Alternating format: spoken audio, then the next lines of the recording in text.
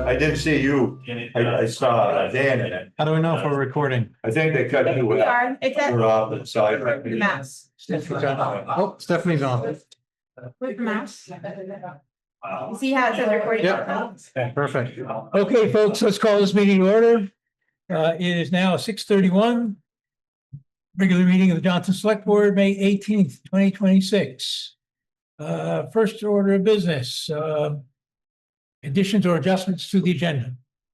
I have, Peter, fire away. I want to discuss the architect's bill that we're not paying.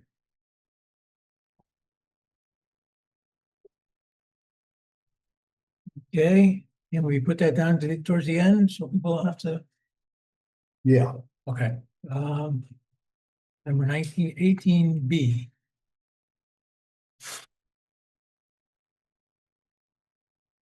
Anything else? Invoices and orders are here. They'll be circulated. Public comments, public announcements. Hi, everybody. That's my announcement. Select board updates or concerns. I'd like to talk about the tree planting on Holmes Meadow. Okay. Do you want to go ahead and talk about it, or do you want to add it as a? You can put it some other place, stick it near the end. Okay, so that's an agenda addition. Yeah.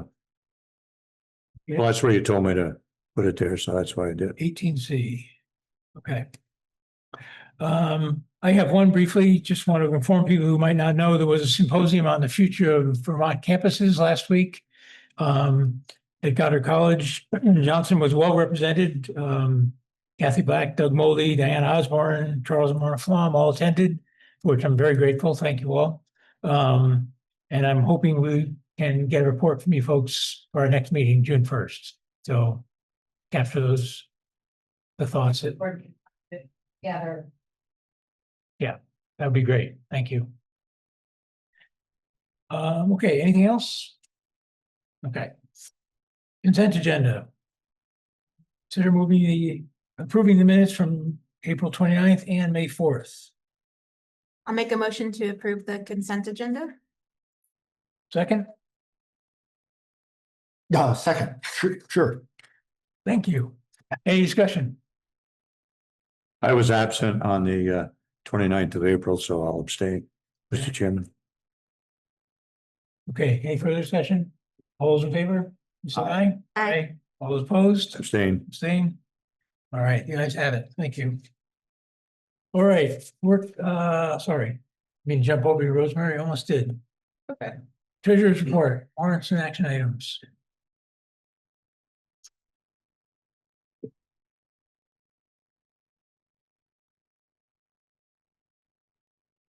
The budget to date is spent 68%. I'm sorry, I can't hear The you. total budget to date spent is 68%, almost 69%. Okay,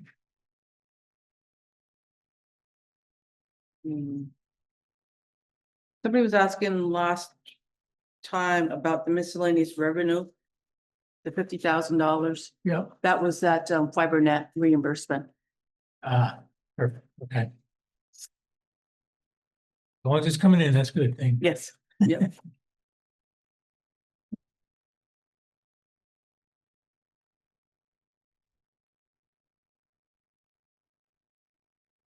Anything else of note in here? Don't think so. It hasn't changed a lot since last time.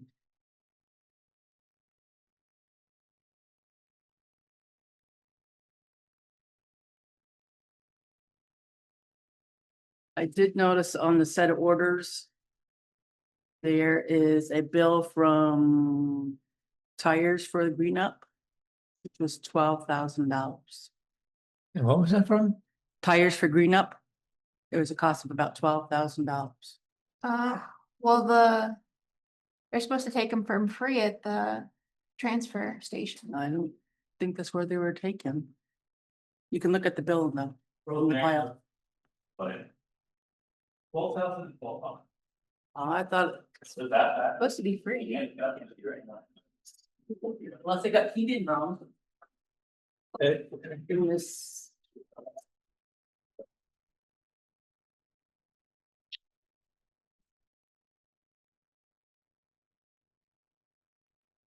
A&N, this 12.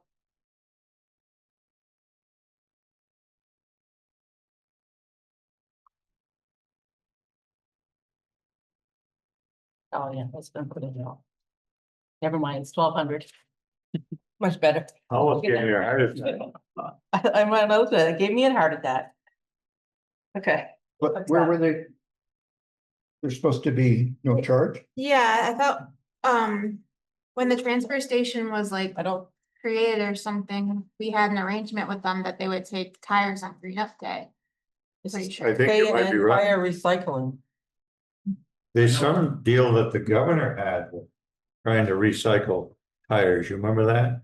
And giving them to poor people for Mhm. the disadvantaged or whatever. Whatever is the acceptable term today. $188 tires. So it sounds like maybe they didn't go where they were supposed to go. Right. Did you take them to the transfer station or to someplace And else? some of them did go there on one day early, but taking a tire, we couldn't take them for years. Yeah, On Green Up Day? yeah. Fine.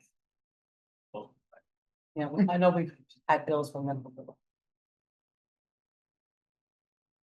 What's the company called? Taking that tire. Okay, I can call. Or I can reach out to Duncan because he knows more about that too.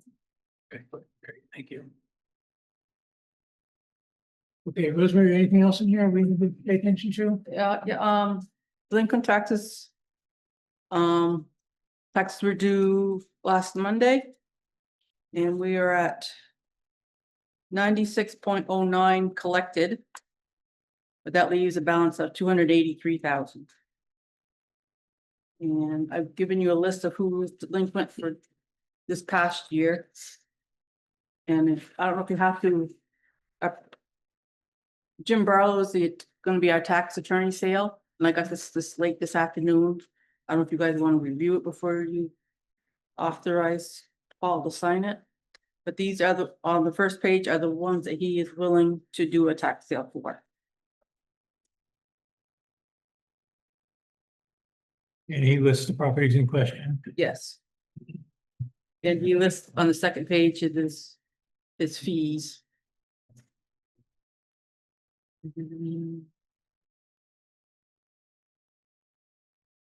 Do you happen to know what the total of this list is? Oh, I didn't add it up. Okay. Well, I'm sure he's picked the biggest Big ones. ones, yeah. Out. Anything over $1,500.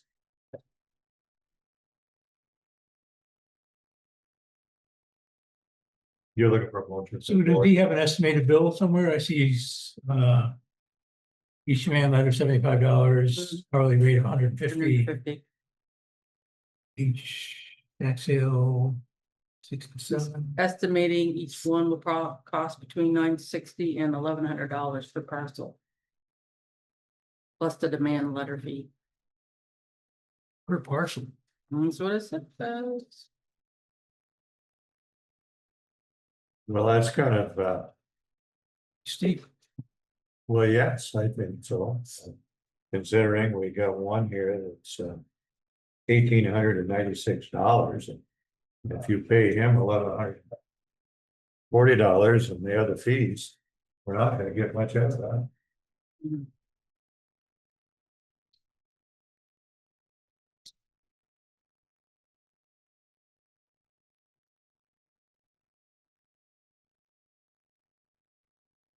We need to decide this tonight, or can we? Can we start in Conversation. 2 weeks? Yeah. Okay, If you wanna, I would suggest we do. and just, You remember over. what the last attorney charged? A lot less than this, yeah, she didn't charge, she did charge a little bit. but not much No, it's probably a couple $1,000 for for the whole deal. plus whatever sure you got for the fees. Yeah. Okay, everybody okay with holding on to this for a meeting? Yeah, Mr. Chairman, I mean, I don't think this guy's the only game in town. Maybe we could find somebody a little cheaper. Negotiate with them, yeah, I agree. Okay, Okay, that's all Thanks. I had. Can Right. I ask Duncan about the tires real quick? Is he Yeah, here? please. Hi, Duncan, hi. There was an unexpected charge on tires from Green Up Day. Don't we have an agreement with like the transfer station that they take the tires for free? Do you remember? My understanding from the past is that was rent, if you will, for posting the site. So yes, you're correct in saying Okay, that we should be paying for tires. okay. They took them to K&S Tire. They don't pick them right up. So, Oh, they come and pick them up from the Village Green? right down at the lower station, the tires are always piled up, you find them on the side of the road, you just. Be making a pile throughout the year, but yeah. Okay, So they weren't brought up at fixed this. Some were, it was like 30, I wanna say, that was in for one of the first low ones, we ended up transfer station dumped off, those that unloaded there. Used to be years ago when James met the. Some, whatever they call it. We had to keep a real, list of every single tire size and everything else, so I was always under the assumption we pay there. And we have to, turn that list in, okay. guess Okay, so the issue might be that not all of them were taken to the transfer station and some were just taken from K&S Tire. yeah. So I guess just better communication next time about that or something, I don't know. Yeah, it should be tightened up next year. Yeah, okay, All I can say it has, after 4 or 5 years. Doesn't say no. We used to truck them out there and found out they, get it. okay. Okay, thanks, Ryan. Anything else on Rosemary's report? Okay, next item is gravel processing, discuss and consider votes. We opened bids last meeting. Boulder excavation total amount was $69,855.60. Daily Percy, total amount was $70,443.45. McCullough Crushing, total amount was $96,567.50. And GW Tatro, total amount was $110,000 to crush and $60,000 if we just wanted to screen the material. We're looking for input. Ryan? John, go ahead. Sorry. I was gonna say, I talked to Ryan, I asked him to come to the meeting. There was some concern about going with crushed stone or screen. And Ryan was gonna give the board an update. I spoke with Jason, his preference is to go with crushed. And Ryan can explain to us the advantages. Okay. Yeah, Ryan? I mean, like I was saying before, I mean, I think it's a superior product, I really do. A lot of towns, we used to screen, right out of that pit for a lot of years, but I mean, I don't think we can stop quality sand. And like I was saying earlier, comparing marbles to dice, when the rocks hit the road, going off our spreaders, the round rock with bounce and roll, pretty much ends up stitched almost neat.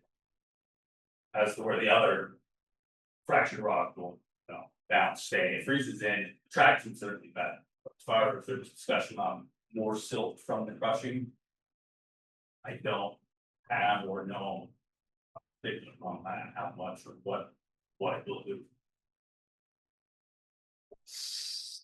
Okay, thank you. Questions for Ryan? Percy, is this for crushing total?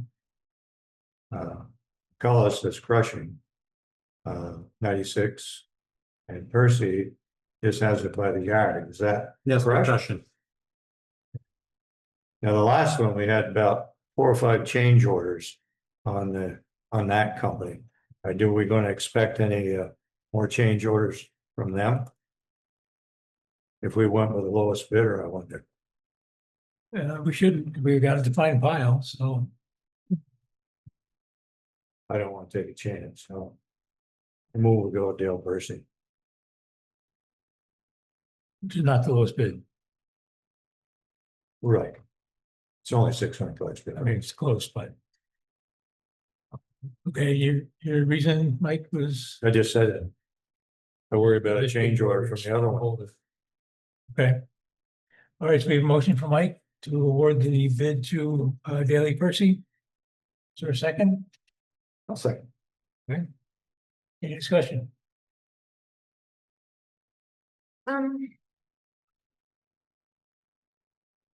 But his bid doesn't include crushing the stone? Well, Mike just asked that, John said it does. Yeah. Oh, it does include it, Yes. okay. The only one that gave us an option, because the RFP was for crushing. Okay, And the only one that gave us the option was teacher. Okay. Screening. Okay, any other discussion?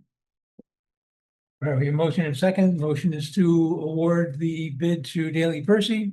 All those in favor? Aye. Aye. hi. All those opposed? All right, the ayes have it. Thank you. Ryan, appreciate the recommendation and the feedback from you and Jason both. Where do you want? You're off the hook. All right, next item is discussion of the Julian Scott House. We have with us Stephanie Smith, who's the Deputy Director of the Emergency Management, and will fill us in. So Stephanie, thank you for attending. Hello, thank you guys for having me. And I'm sorry I'm not there in person. It's just a few too many things today. So thank you for giving me the Zoom option here. So I'll do a quick overview, but I'm guessing there's a lot of questions. From my perspective, there's really two main options in terms of how we proceed with this project. I'm assuming you guys have talked about this project before, so everyone is caught up on what the issue is and all of that. Is that the case? Yes. I think in Okay. general, everybody's aware, yes. Okay. So it's one of our FEMA buyout properties, but there's really two options because we've already started the project. We can either continue with the FEMA buyout. So if we do that, the property would be demolished, the site would be seeded and graded. We would close out the grant with FEMA, which is an agreement that we have with Vermont Emergency Management and FEMA because we applied under our new for this following the flood in 23 state managed program. So we would complete the project. And then if the town decided they wanted to do something in terms of reusing the site in the future, there's some requirements around what it needs to be maintained as open space, but there are some things you could do like put in a park or work on some historic signage that notes what used to be on the site. There is an opportunity to do that sort of reuse work if we did complete the buyout project. So that's one track. The other one is if you decide you don't want to do that because you don't want to lose the historic structure, you can withdraw the grant. So because we've already expended money, so we've got just under $425,000 spent already of FEMA and state dollars on the total project, all of the funding would need to be returned in order for us to withdraw the grant. So the town would have to find a way to have the funding returned to the state, and the state would have to then return it to FEMA. And then the other caveat I want to make is that when we purchased this property, it's now in town ownership, so the town owns the parcel. But when we did that, because it was going through the buyout process, we put a FEMA deed restriction on the site. So if you decide to withdraw the grant, you would need to have someone do a survey, hire an attorney, likely a survey, definitely having an attorney, figure out how to remove that deed. So that would be at the expense of the town to make the deed go away if the site was not going to be going through the program. So those are really the two main pathways, but I would love to know what questions you have or how I can help talk you through this decision. Well, the biggest question I think we all have is the $424,000 doesn't reside in our bank account. So repaying that is problematic to say the least.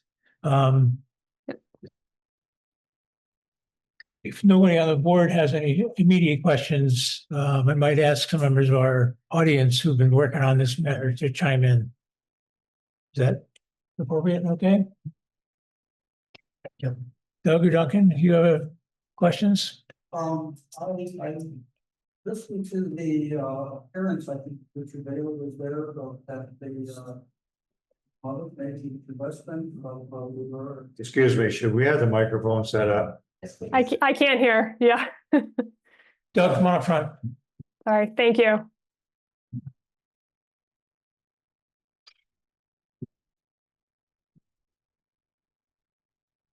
You, Oh. Need the table with the mic. Turn that. Thank you, Doug. Oh, boy. Uh-huh. I'm Douglas Moldy. I live in Johnson. Thank you for appearing. I listened to the YouTube of the Corrections and Institutions Committee live where the State Historic Preservation Officer appeared. And frankly, the handling of that was clear as mud. I'm wondering, it seems that this process, it wasn't clear to me that after reading the article that it was in 7 days that this was really properly handled, and that we don't have inconsistent outcomes versus so the acceptance of that this was a historic building, eligibility for a historic building. Is there? Are you familiar with the processing? Do you know that this was properly handled all the way along? Yes and yes. So when we put together the application, this process is, we handle this very delicately because these are people's properties, these are town taxpayers, and it's complicated. So this is a voluntary program. So the property owner is voluntarily agreeing to do it. The select board is voluntarily agreeing to go forward. We put together the application, we package everything and send it to FEMA as a grant application. Once it gets to FEMA, it goes through what's called their EHP, their Environmental and Historic Preservation Review Process. So FEMA looks at every single project to assess whether there's a historic need and then some sort of mediation that needs to occur, like putting signage on the site, doing photo documentation packages. Is there something that needs to happen? And they coordinate very closely. They are required legally to coordinate with our State Historic Preservation Office, which they do. So they reach out to State Historic Preservation, and both our state entity and the FEMA Environmental Review have to be in agreement over how to move forward before we get a grant award and can proceed with implementing a project. So all of that happens the way that it always does. And I'm not an expert on historic sites, but it was not flagged for any, it wasn't flagged for any specific photo documentation or any specific packages that we would need to do. Well, it's my understanding that the property was noted as being eligible for the Federal Register, which would prompt a need to look at mitigation.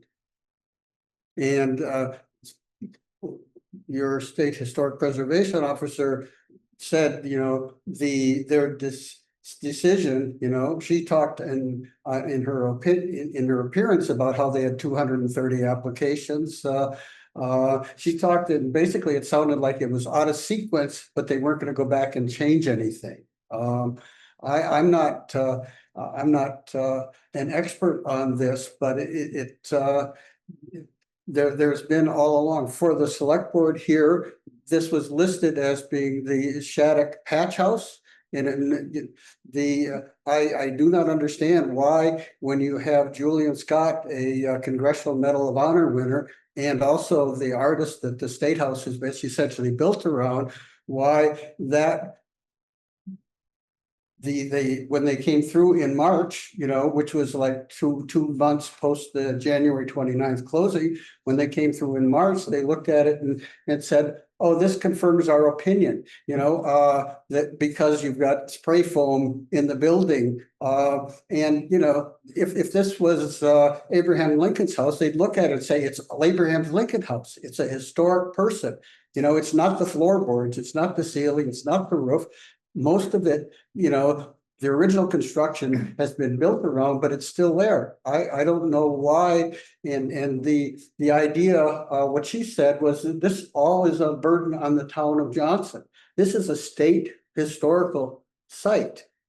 I don't understand why it's not being looked at the state level, and I think it ought to be looked at the federal level as being because of this Congressional Medal of Honor. I really don't understand that. I'm not as convinced as you are that it was evaluated properly. It was evaluated post the decision, the closing, you know, when the thing went over the dam. That's my understanding of it. And thank you. Thank you, Doug. Thanks, Doug. So Stephanie, your understanding is that it was in the early days of this process evaluated as a historic site and the decision was, And the decision was that we hear about it if there's some sort of mitigation need, and they did not, FEMA awarded it without requiring any mitigation need. So my understanding is they did their review and they didn't see a need to add mitigation to it. But again, the way out is finding funding that allows you to save the structure. No one's standing there with bulldozers waiting to demolish it. We're trying to give some space and see if there is a way to find funding. Our programs, we're within Vermont Emergency Management, don't fund historic preservation. We fund flood mitigation. Unfortunately, I can't assist with the funding piece, but there's still an opportunity there to approach other entities and see if there's a way to find the funding to maintain the structure. But there's no way, the only way out of this is to pay back the funding through the FEMA grant, which was to restore the floodplain in this area. right, but to place that burden on the town of Johnson is not realistic. I mean, that, in all speaking. Duncan?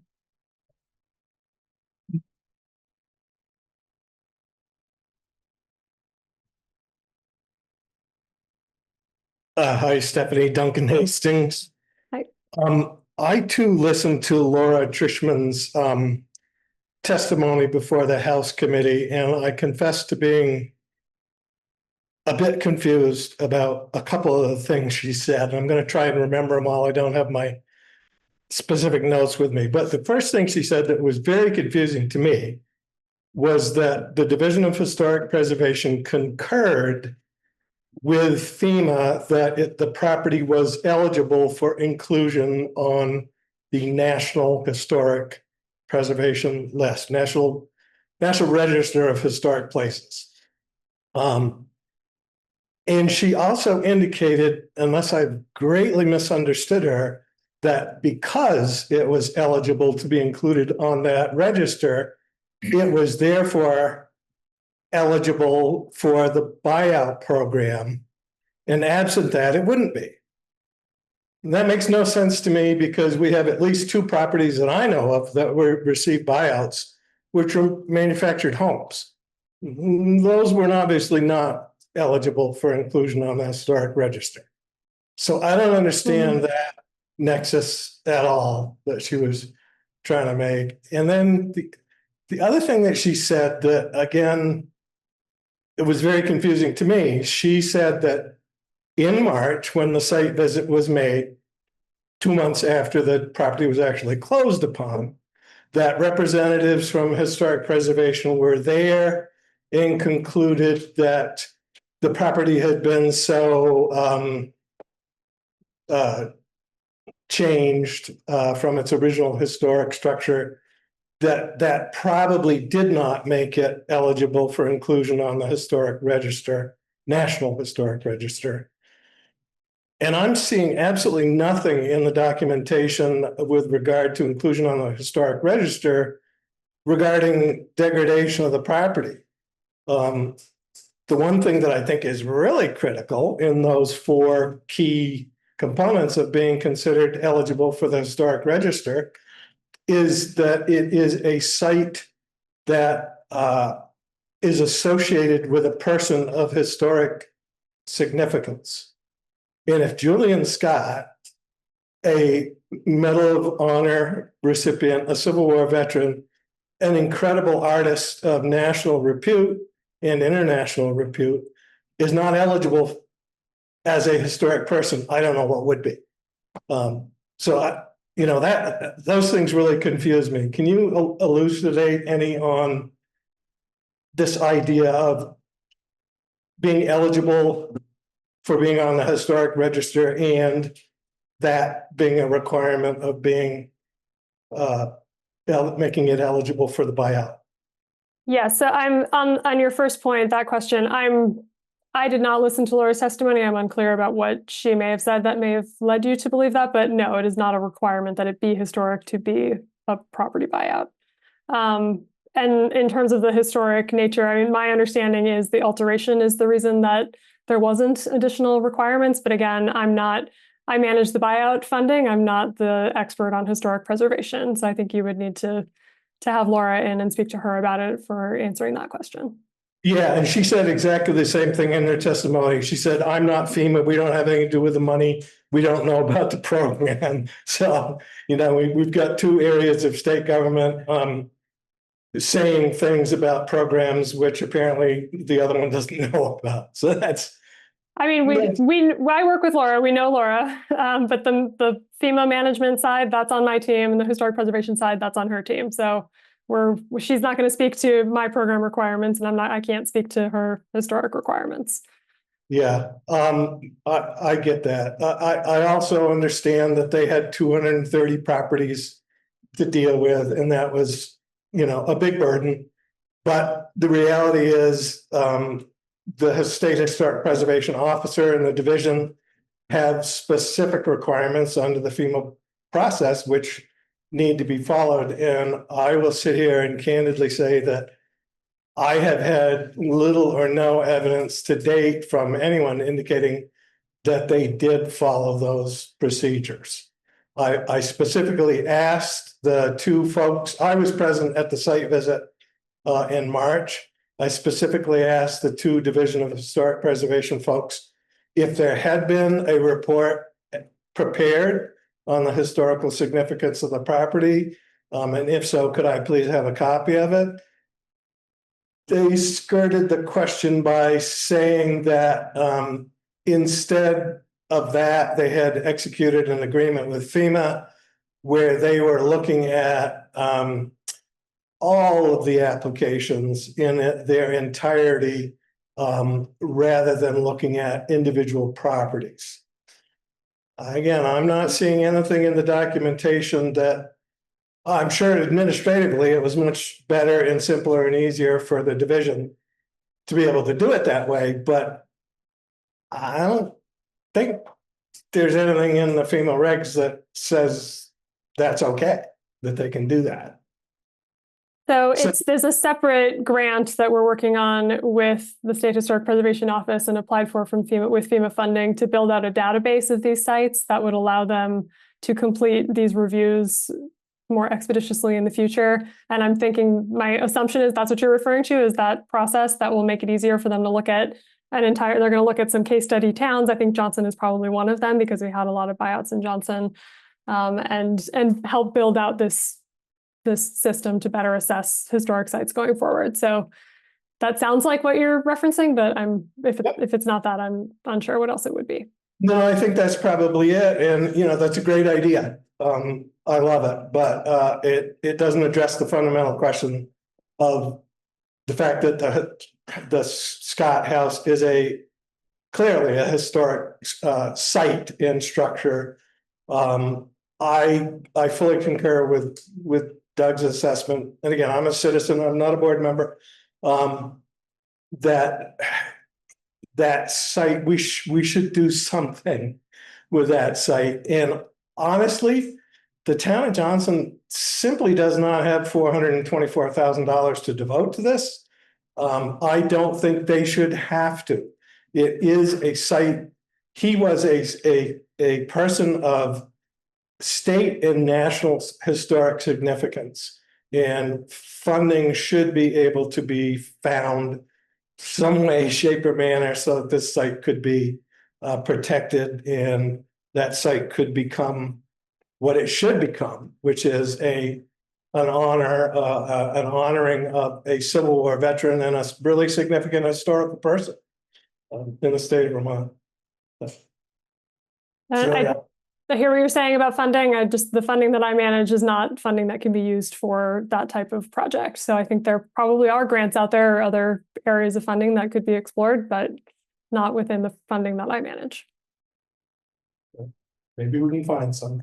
Thank you, Duncan. Stephanie, I appreciate you being here tonight. We realize that you're not the State Historic Preservation Officer. You're on emergency management, which comes in later in the game in this process. So appreciate you taking the brunt of these questions and comments. Dan, please. Good evening. Rich Van Lake, one of your rep from Memorial 2. Hi, Stephanie, how are you? Hi, Dan, how are you? Good, Hi. Lamont 2. Dan and I had this resolution drafted, and Dan probably can try to help me with this, but there was during that testimony something about a withdrawal of with the application that's currently available and then redo a new one. Yeah, please.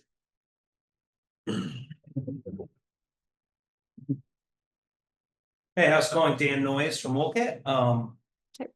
So yeah, we heard that there was 2 tracks. There was a historical preservation FEMA buyout track, as well as just a regular FEMA buyout track.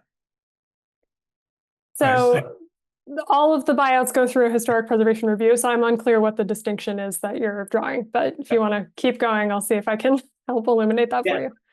Yeah. I haven't had a chance to really look it up, but apparently there was one that can be used for historic preservation, and she was talking about being able to rewrite the grant to take advantage of that, which could take the place of the one that the people that own the house got.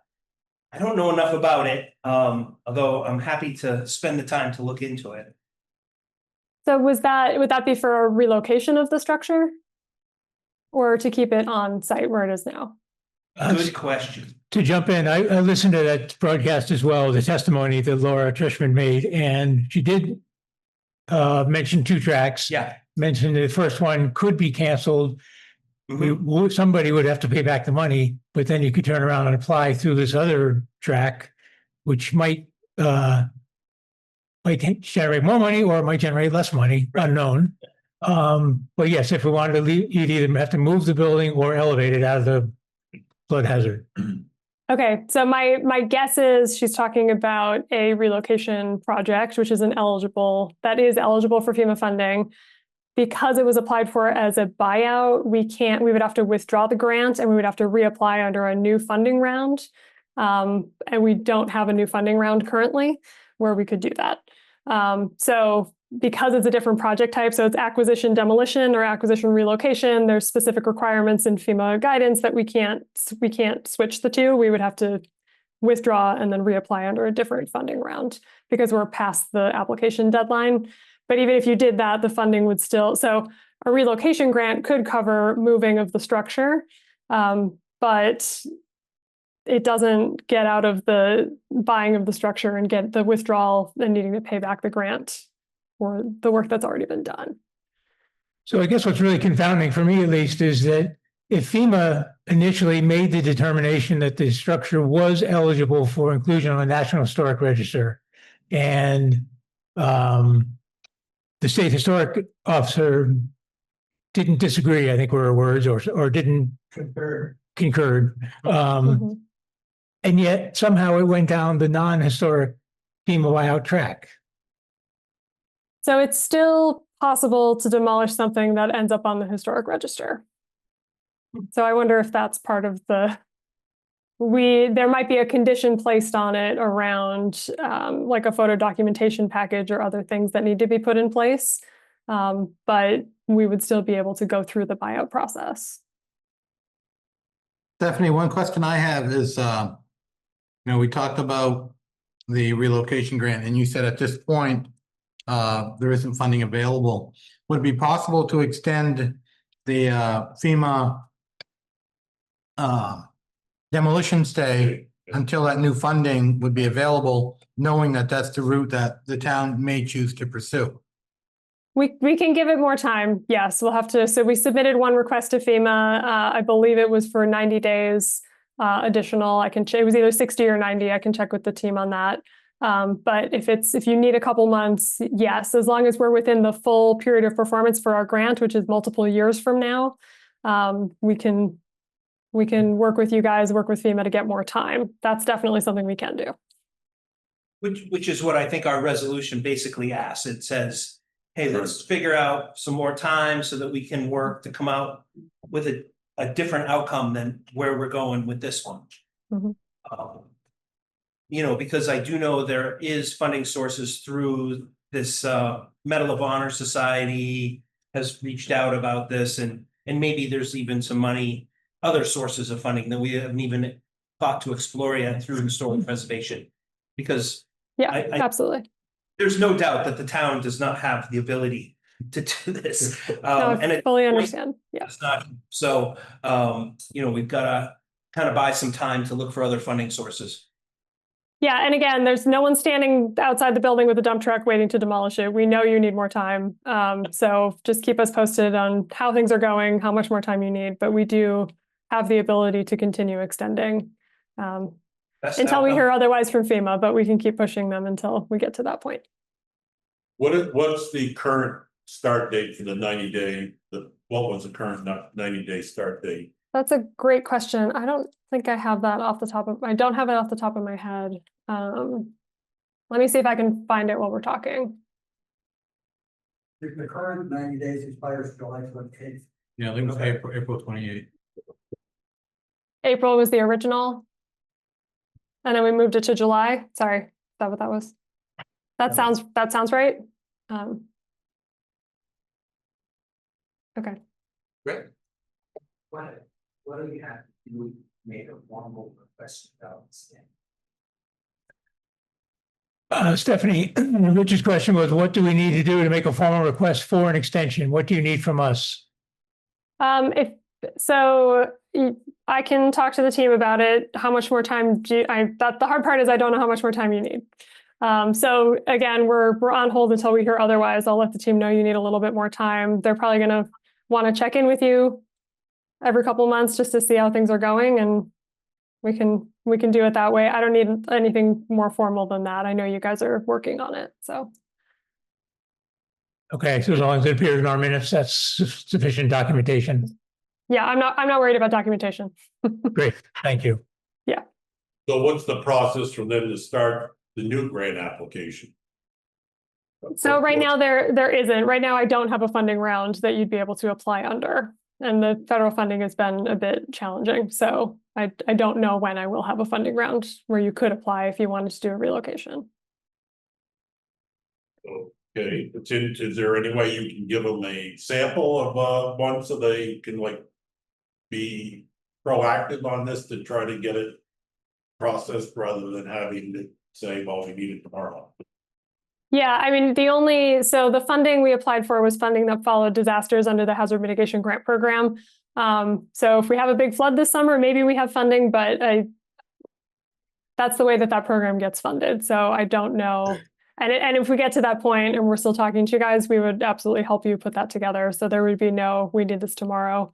If we do when we have that program available, we get a year to submit applications. So it's contingent on another disaster being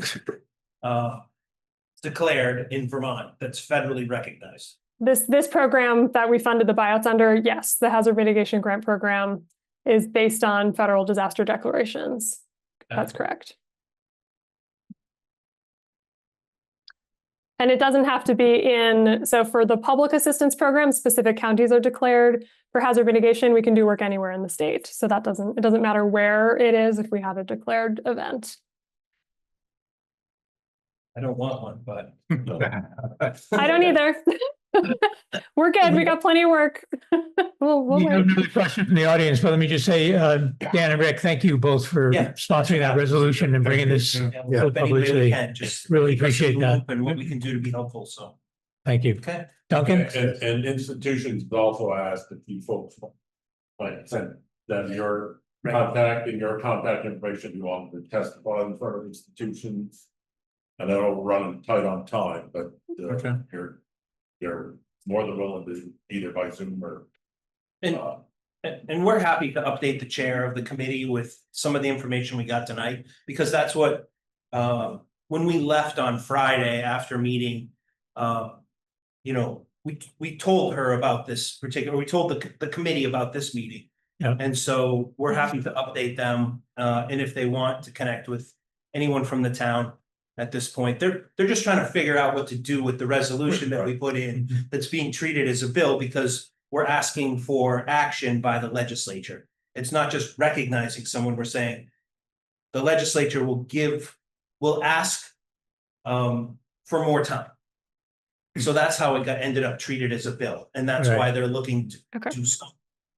And the time is the easy part. Money seems to be the Yeah. challenge. So time I'm not worried about for a while anyway. Money is the need. Cool. Did you throw in money to pay for it? No. A specific question asked by the committee was if they agree to this resolution, are they agreeing to funding? And the answer was no. Yeah. Because there's no mention of funding or any anticipation that there would be any funding. So Okay. it's Well, specifically saying work with this, the state will ask for more time. Yeah, and I can promise you that's not an issue right now. So we will hold until we hear from you. We'll check in. We can absolutely give you a few more months and then check in again and see where we're at. So time is not the issue right now. There's no pressure for my team to resolve this in the next 2 weeks. Okay. Or before July right now. Thank you. We've got a few more months for Yeah. sure. Sounds like. I bet next to that. Duncan? Maybe you could just ask the question, policy. So at that committee meeting, there was a lot of discussion about how the ball was in the town's court now. When the town had to do certain things affirmatively, one of which was to make a formal request to withdraw the application. So somewhat of a twist on Senator Richmond's question was, what does the state expect of the town in terms of what's going to trigger the concept of withdrawing an application and moving down a different path? What's the timeline of that? So Repeat that. I think I got it. Sorry. Do you want me to answer? Yeah, go ahead. Thanks. Yeah, so we're not withdrawing the grant until we talk to this select board and we are told that you are ready to withdraw the grant. At least for a while. We've got a period of performance that lasts a couple of years, at which time all grants need to be done. But that's not within this calendar year by any means. Right. And we can't withdraw it without paying it back anyway, so that's not an option. Correct. Yeah, at so this the state's not just going to withdraw the grant. No. If that's no. All right, so for now, your update to the committee and Dan and Rick's update is all we need to do, and then we sit tight and look for money.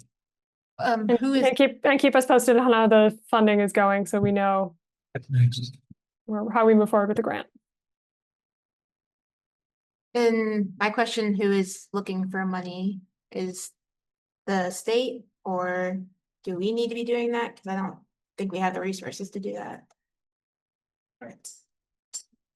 So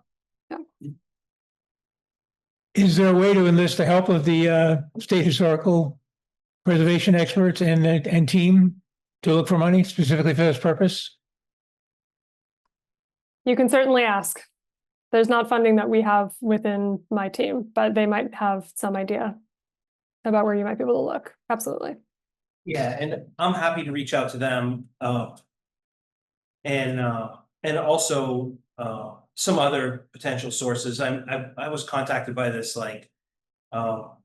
Society for Medal of Honor recipients. You know, maybe they could help the town come up with grant applications, and maybe they'll take the lead on it, or at least take a partial lead on it with the historical preservation from Vermont. I'm not sure, but just trying to do this at the end of the session with everything else going on. So I haven't devoted as much time to it as possible because running from one thing to the next. Okay, well, thanks again. And yeah, let us know what you need from us to keep that forward. Rich? Excellent. Historic preservation. I'm sorry, say it again? Yeah, historic preservation. Yes. Yeah. That's what they Yeah. showed in here tonight. Michael, one six five. Again, I'd like to make a suggestion that, I called, Senator Welch's office today, and, I think that there is a federal connection to the congressional matter of Department. I would think the select board might want to, present this situation to him to see if there's any, or is it movement on the federal? And I have also started to reach out to the Adjutant General. Why not? I actually wrote an email that I sent to another legislator who I know is friends with them to maybe pass along about what the situation is here. Maybe get some input from him. Who knows? Great. Well, thank you both again. Oh, Diana, sorry. Diana Osborne, my question is, are there other properties in the state that were deemed of historical significance that might inform our process here? Great question. Yeah, so off of the buyout list specifically? Yes. Yeah, the State Historic Preservation Office would have the best list of that. Someone on my team could probably pull that also, but they'll know off that list which ones were deemed historic. I actually Googled that. I don't know if it's 100% true, but it said that years ago there was a historical house that was flooded and they took it apart and reassembled it somewhere else. So it was a number of years ago, and I'm not sure exactly what the connection was to historical. It was military or, early settler or something. Scott, that sounds like what you relayed to us a couple of meetings ago. Yeah, the town of Milton had a historic building that was this foot of Harris. They put the frame in, Yeah. and then that's in storage. When they get enough money, they end up rebuilding it. And the site that it came from, they left the line in the foundation, put up a plaque, a little bit of historic education on that site.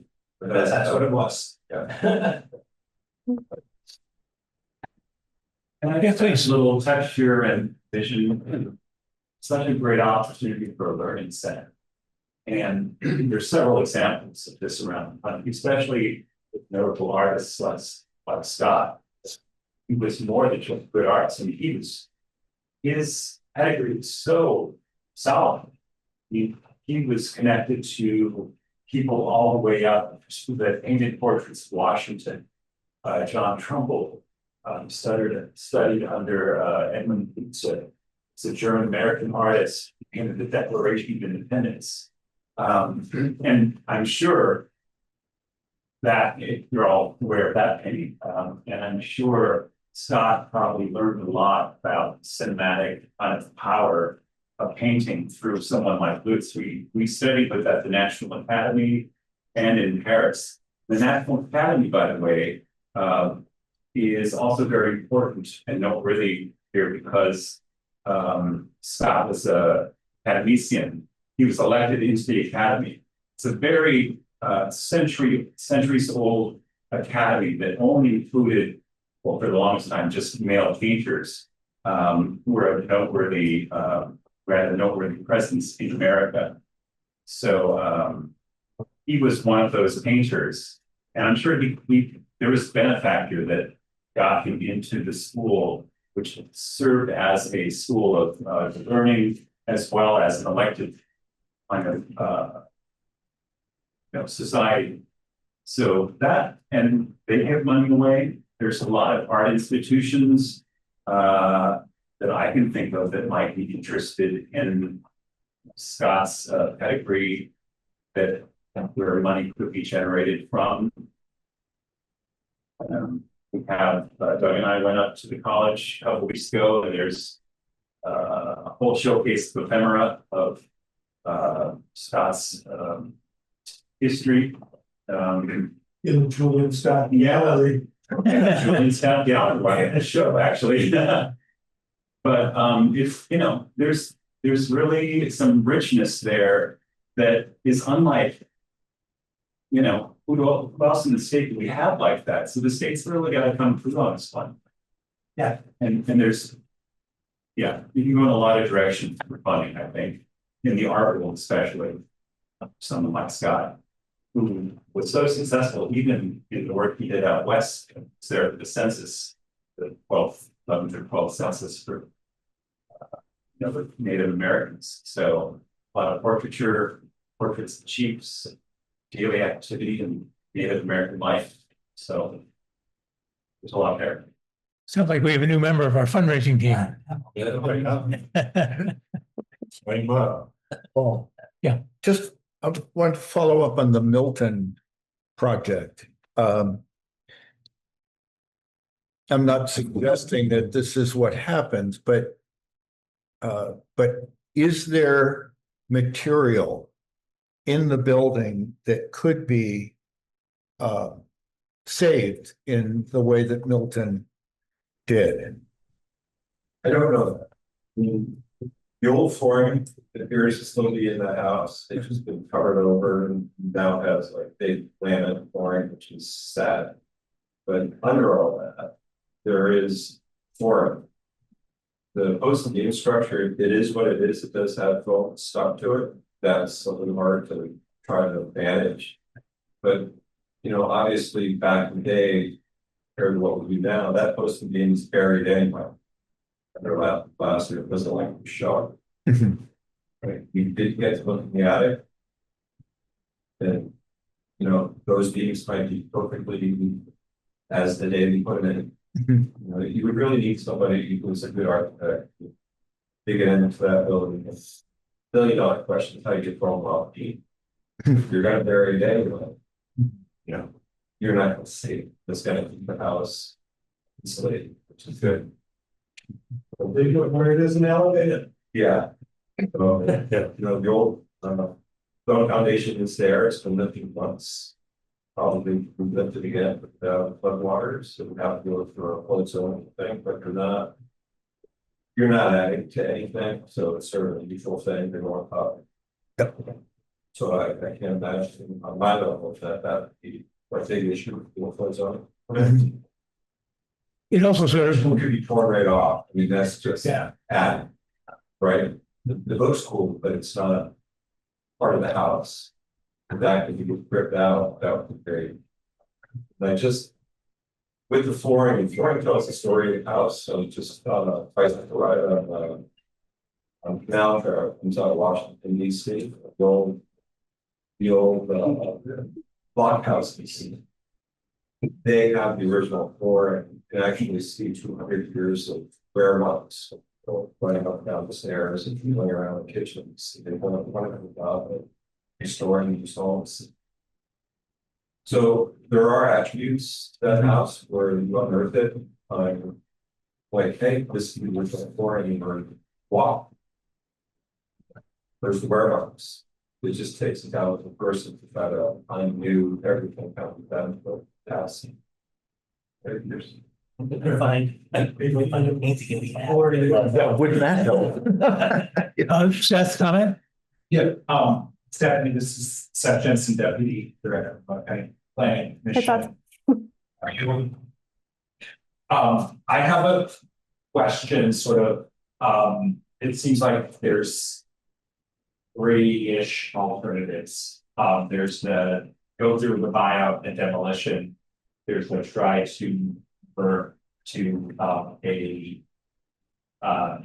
elevation or other, and then something related to the relocation or elevation place. There's also been some discussion about the Milton example, which is a salvage demolition with salvage example.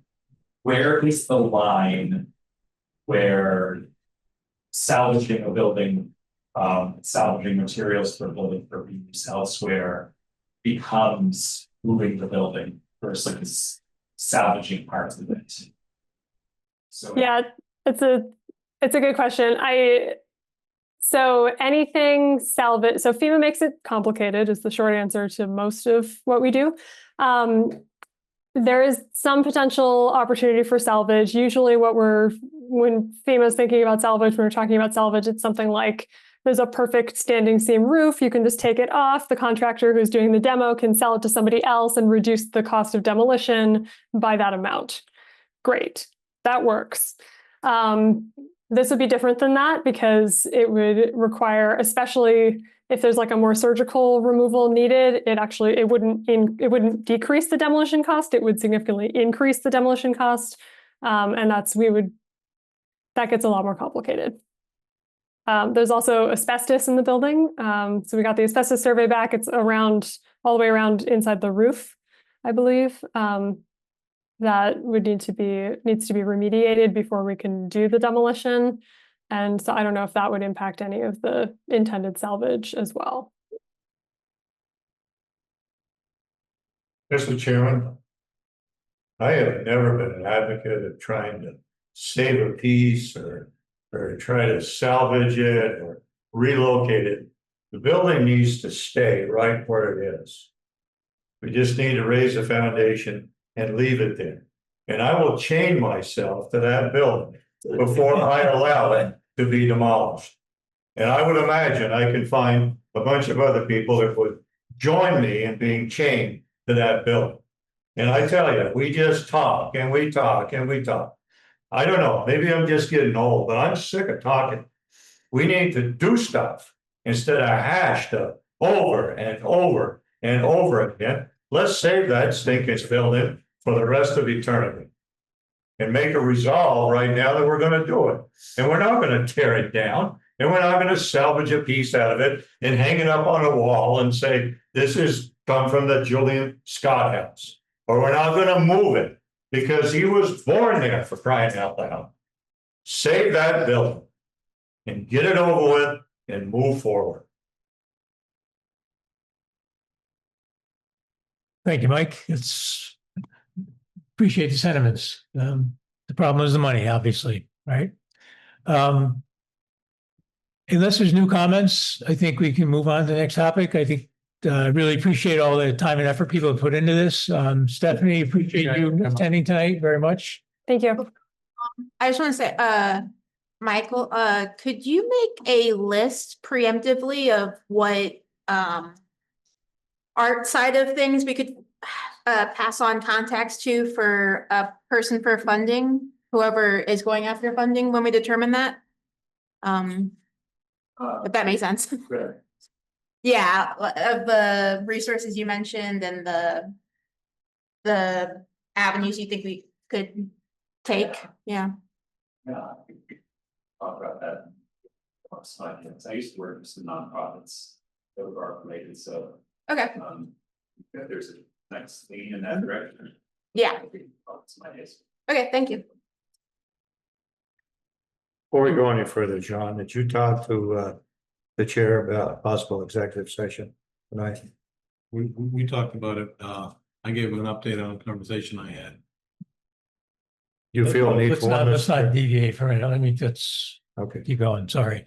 Okay, so just the last time, thank you, Duncan and Doug. Appreciate the work you've done. Our representatives, Senator Richmond, thank you very much for everything you guys have done to elevate this and get some attention to it. I really appreciate it. So we'll see where we go. Thank you, everybody, for all you. Duncan? Could I ask whether or not you guys will have discussions at some point tonight or sometime soon, given the urgency of the 90 days of my idea of kind of establishing a committee that could assist you guys in this process? We will definitely have that conversation, whether it's part of this meeting tonight or not, I'm not sure, but if it'll be in the next meeting, and we will certainly be looking for help. You can count on that. We could just create a task force tonight. Right, but we have to let townspeople know it's all around than just learning people, I think. Okay. Okay, anything else? All right. Thanks again. Thank you, guys. Appreciate it. Thank you. Apologize for my phone. If I have a phone off, but I don't know what it is. No problem. Yes. Stephanie, thanks again. Thank you, Stephen. All right, next item on our list tonight is skate park update. The town of Johnson received 2 bids in response to RFP for adding flat bottom bowl to the skate park. One was from Catamount Skate Parks for $232,155. And the other was from Rampage Skate Parks for $232,000 even. And we have some additional information in response to our asking how the bids could be lowered.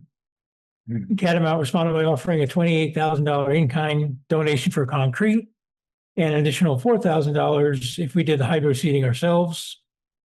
Catamount Skate Parks also offered to fundraise and said they expected to raise an additional $5,000 from that effort.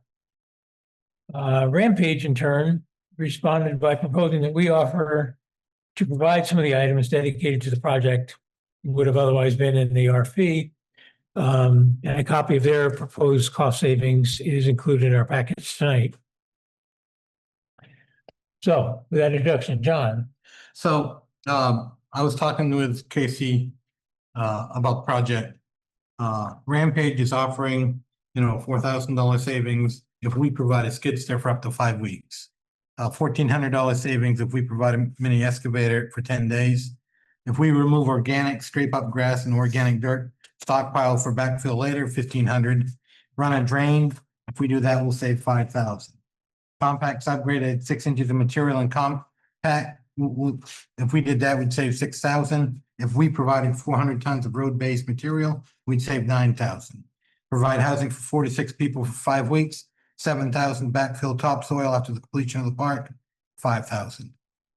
Looking at the 2 proposals, I'd like to ask the board to, make a decision as to which contractor we want to work with, simply because, we understand that this is specialized work and we're sure that work for them is going to fill up quickly.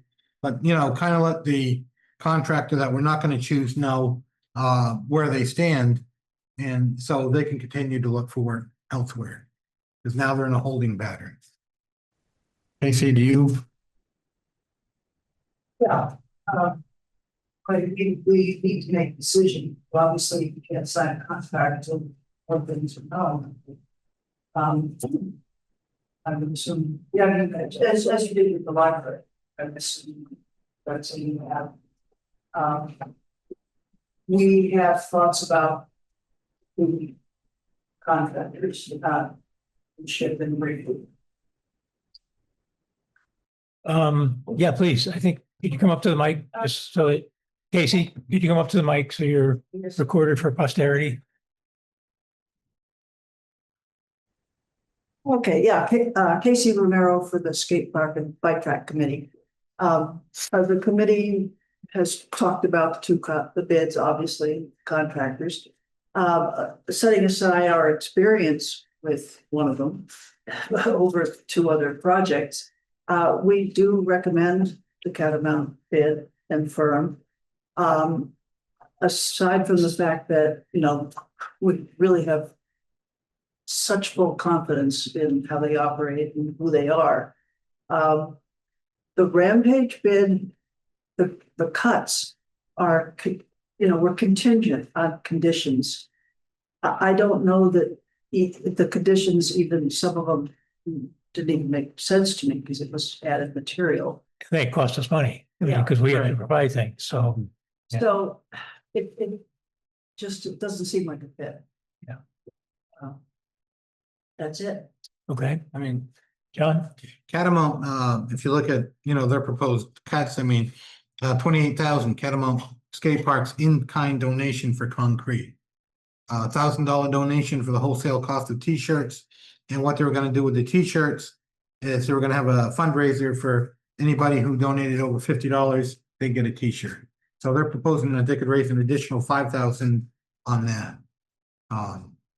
They were looking at a full donation versus us providing the work. My opinion is, I would recommend Catamount. So just to be clear, the request tonight is that we decide which contractor we're going to work with, not that we agree to enter a contract or sign a contract, because at present we don't have the money. Right. Okay, just make sure everybody's clear. So We it's, move, we work with Catamount, Mr. Chairman. Second. nice, a race. Tie goes to the. Okay, any further conversation?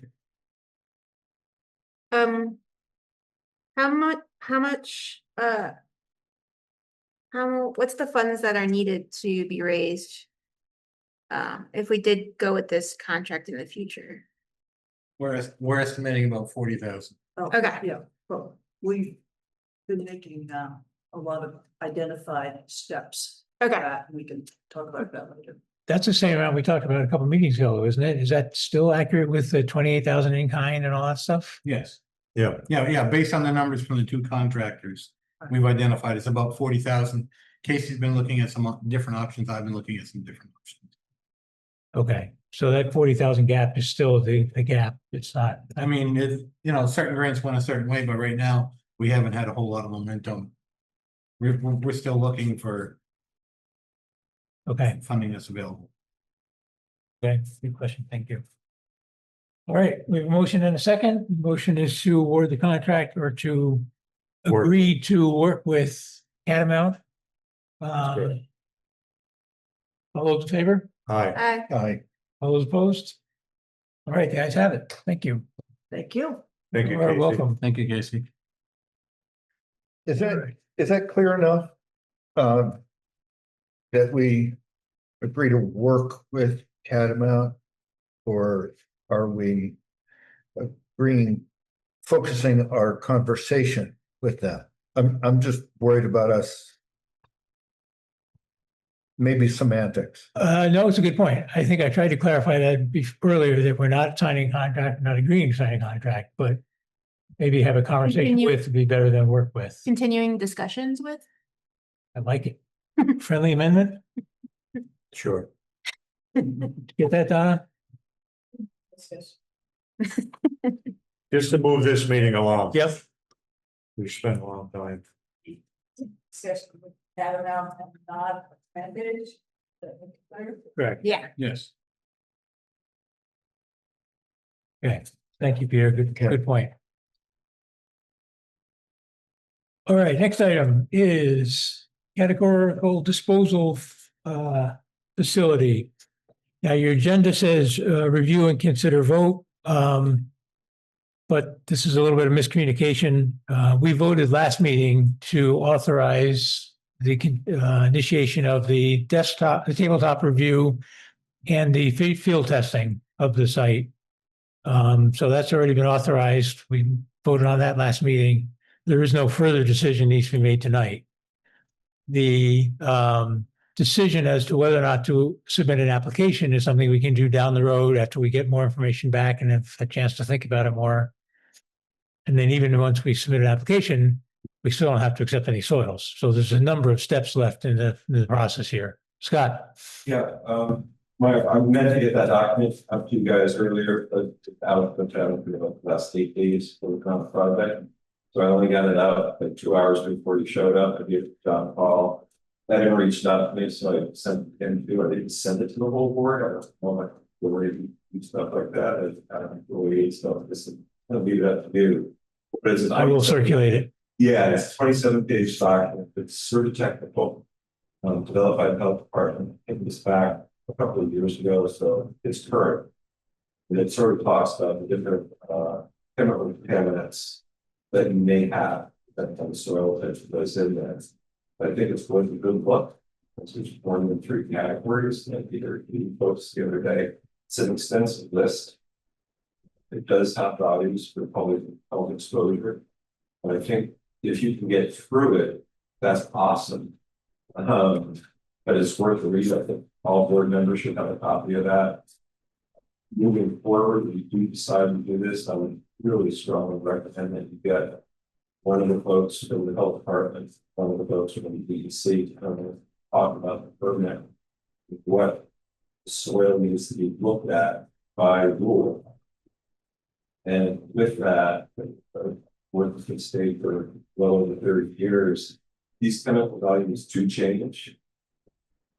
They usually get lower as we understand the toxicity of some of these chemicals.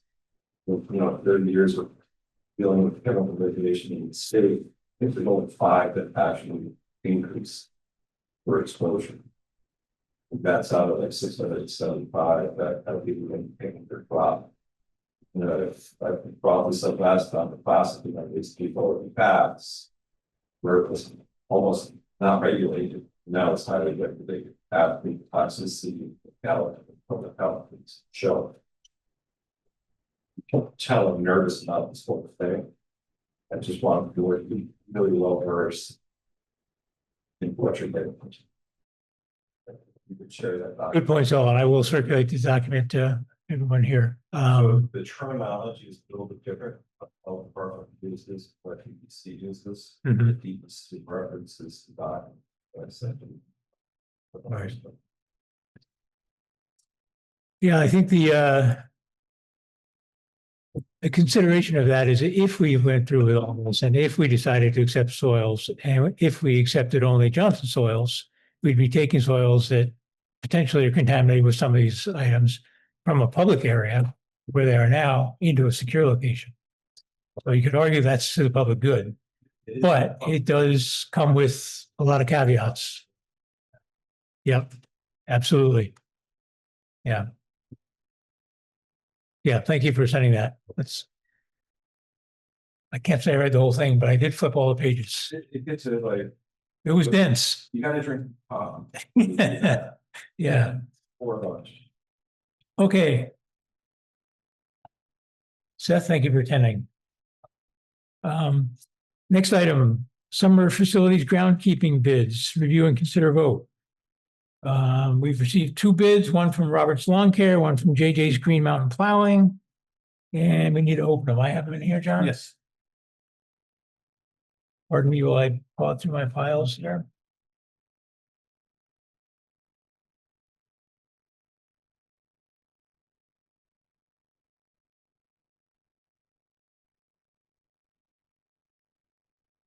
Yeah, appreciate you putting everything in order. All right, summer facilities groundkeeping bids. Bid number 1 is from Roberts and Sons.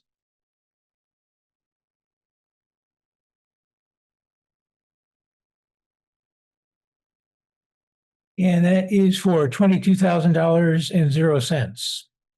It lists the sites, which I won't read off because I was in our RFP, but it lists all the sites that are covered. And that's it. Doesn't have an expiration date.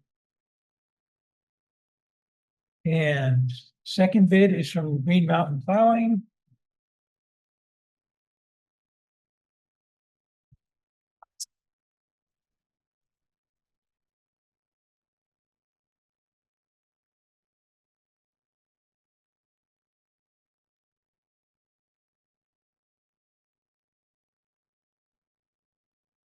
And it includes some description and reference material about the company itself, but the pricing I'll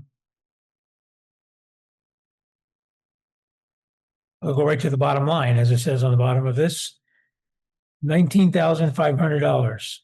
Delivers full town coverage, operational consistency, and measurable cost savings while supporting a veteran-owned and operated mission-driven local business. This also lists the sites.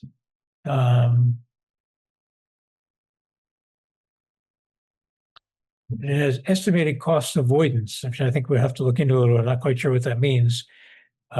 Reduced multi-contractor inefficiencies, $2,000 to $4,000 savings. Avoided overgrowth / restoration, $1,000 to $3,000.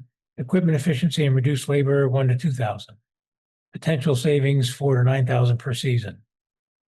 I'm not 100% sure what that all means. I think Jeremy's on film. Jeremy, do you want to comment on that bid?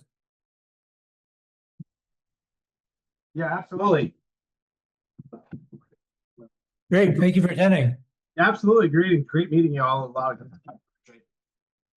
going over. What we're looking at cost savings wise is as far as our team goes and what we're looking at doing the efficiency wise and producing. Our efforts are going to be streamlined to that process of doing it weekly and early. The streamlined portion of that to not have the cross section communication with other clients or other contractors. I believe that's just wordage in there because of different contractors being in several different areas. You got 5 or 6 different sites that, you know, within like the town and the village and then the town itself. So we are just trying to mitigate those cost comparisons when you are making the bid and the choices to award the bid. Okay, thank you. Who has provided this before? Robertson, for years. Have they done a good job? Guess there's something to get George's opinion on that, right? Depending on what areas you're talking about. Have you, I don't know, I hear complaints about certain areas often.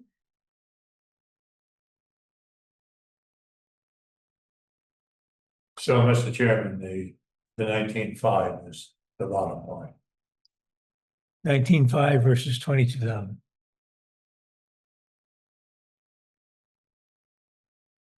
I move we go with JJ Green LLC.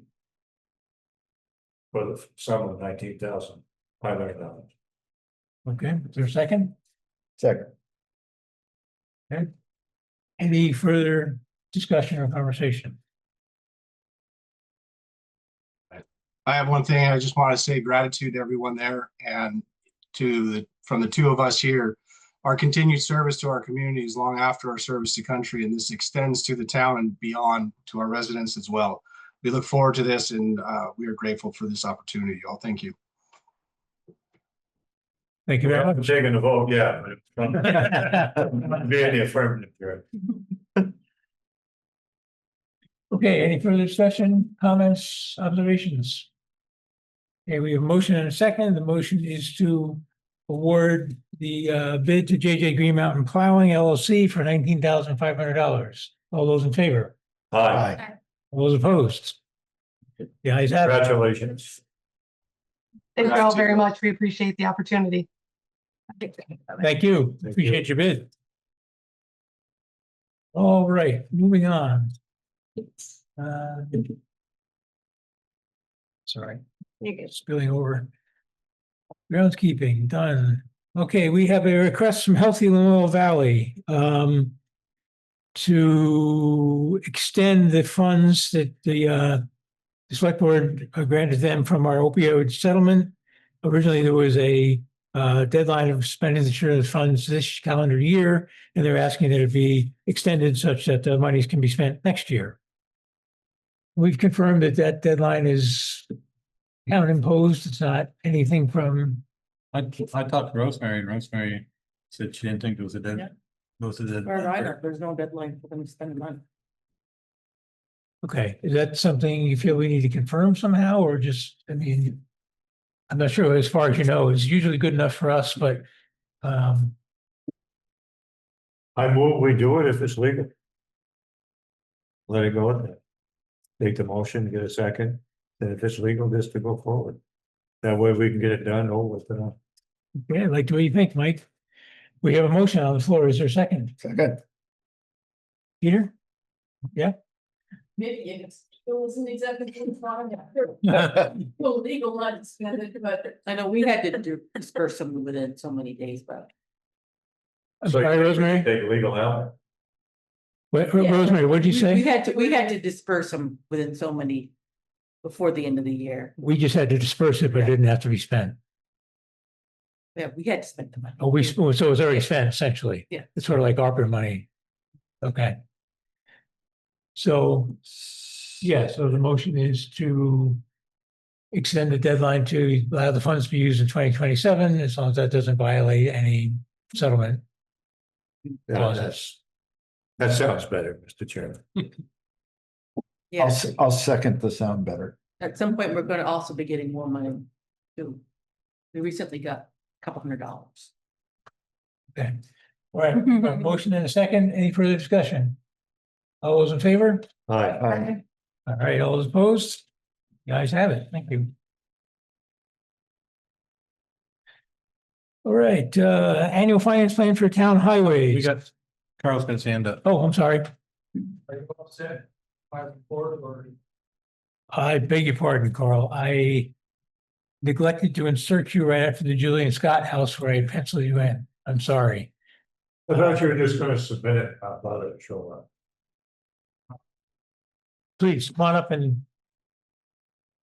There's update no us. sense making you come, Carl, if you don't want I used, they, have to come and work here at the office that I need to do here. to. Okay. I'm really sorry, Carl. I've got too many agendas sitting in front of me here. I was looking at the wrong one. Okay. Apologies. So everybody received the report from what I was told. So I go through everything, but just some updates because you do have a long agenda regarding the industrial park and NBRC. Regarding the tree cleanup, they did start today, and then I guess you got some heavy rain here in the morning, so they quit. And I talked with Josh Jervis, and he said they might be back even tomorrow, but if not later in the week, they'll be back. And they asked me about the wood chips that we were reserving on behalf of the Conservation Commission and the Arboretum. And so I put Josh in touch with Brian from the road crew, and Josh is thinking that it'd be easiest if he just trucks the chips and probably over to the Public Works yard. So those two are gonna work that out. And late this afternoon, like after 3 o'clock, I did get an email from Mumley. They sent over some contract bidding documents, about 90 pages worth. Needless to say, I didn't have a chance to go through those. And they did offer in the email to talk tomorrow. So, and I did respond and ask about talking tomorrow afternoon. So maybe have a chance in the morning to start reviewing all that. And so we'll try to get things moving up on that bidding documents tomorrow. Regarding the Welcome Center and the painting, I did stop there this morning on my way in, and they haven't started the outside painting yet. On the recreation economy for rural communities, got an email from Jackie Dagger from the Forex office of the state. That's the Vermont Outdoor Recreation Economy Collaborative. And she emailed to me and said that she can't make it to the community workshop, but she is sending a representative from the state Forex office. I would use this opportunity to again remind you that the community workshop is scheduled for Thursday and Friday, August 27 and 28. And the community participation part of it starts on the evening of the 27th. The site location to be determined. And then the next day, starting in the morning and running through the afternoon, the public can participate in the sessions. People who do participate in the sessions, if they provide their name and email address, they will receive all the drafts of the action plan, then may comment on those drafts, just same as steering committee members.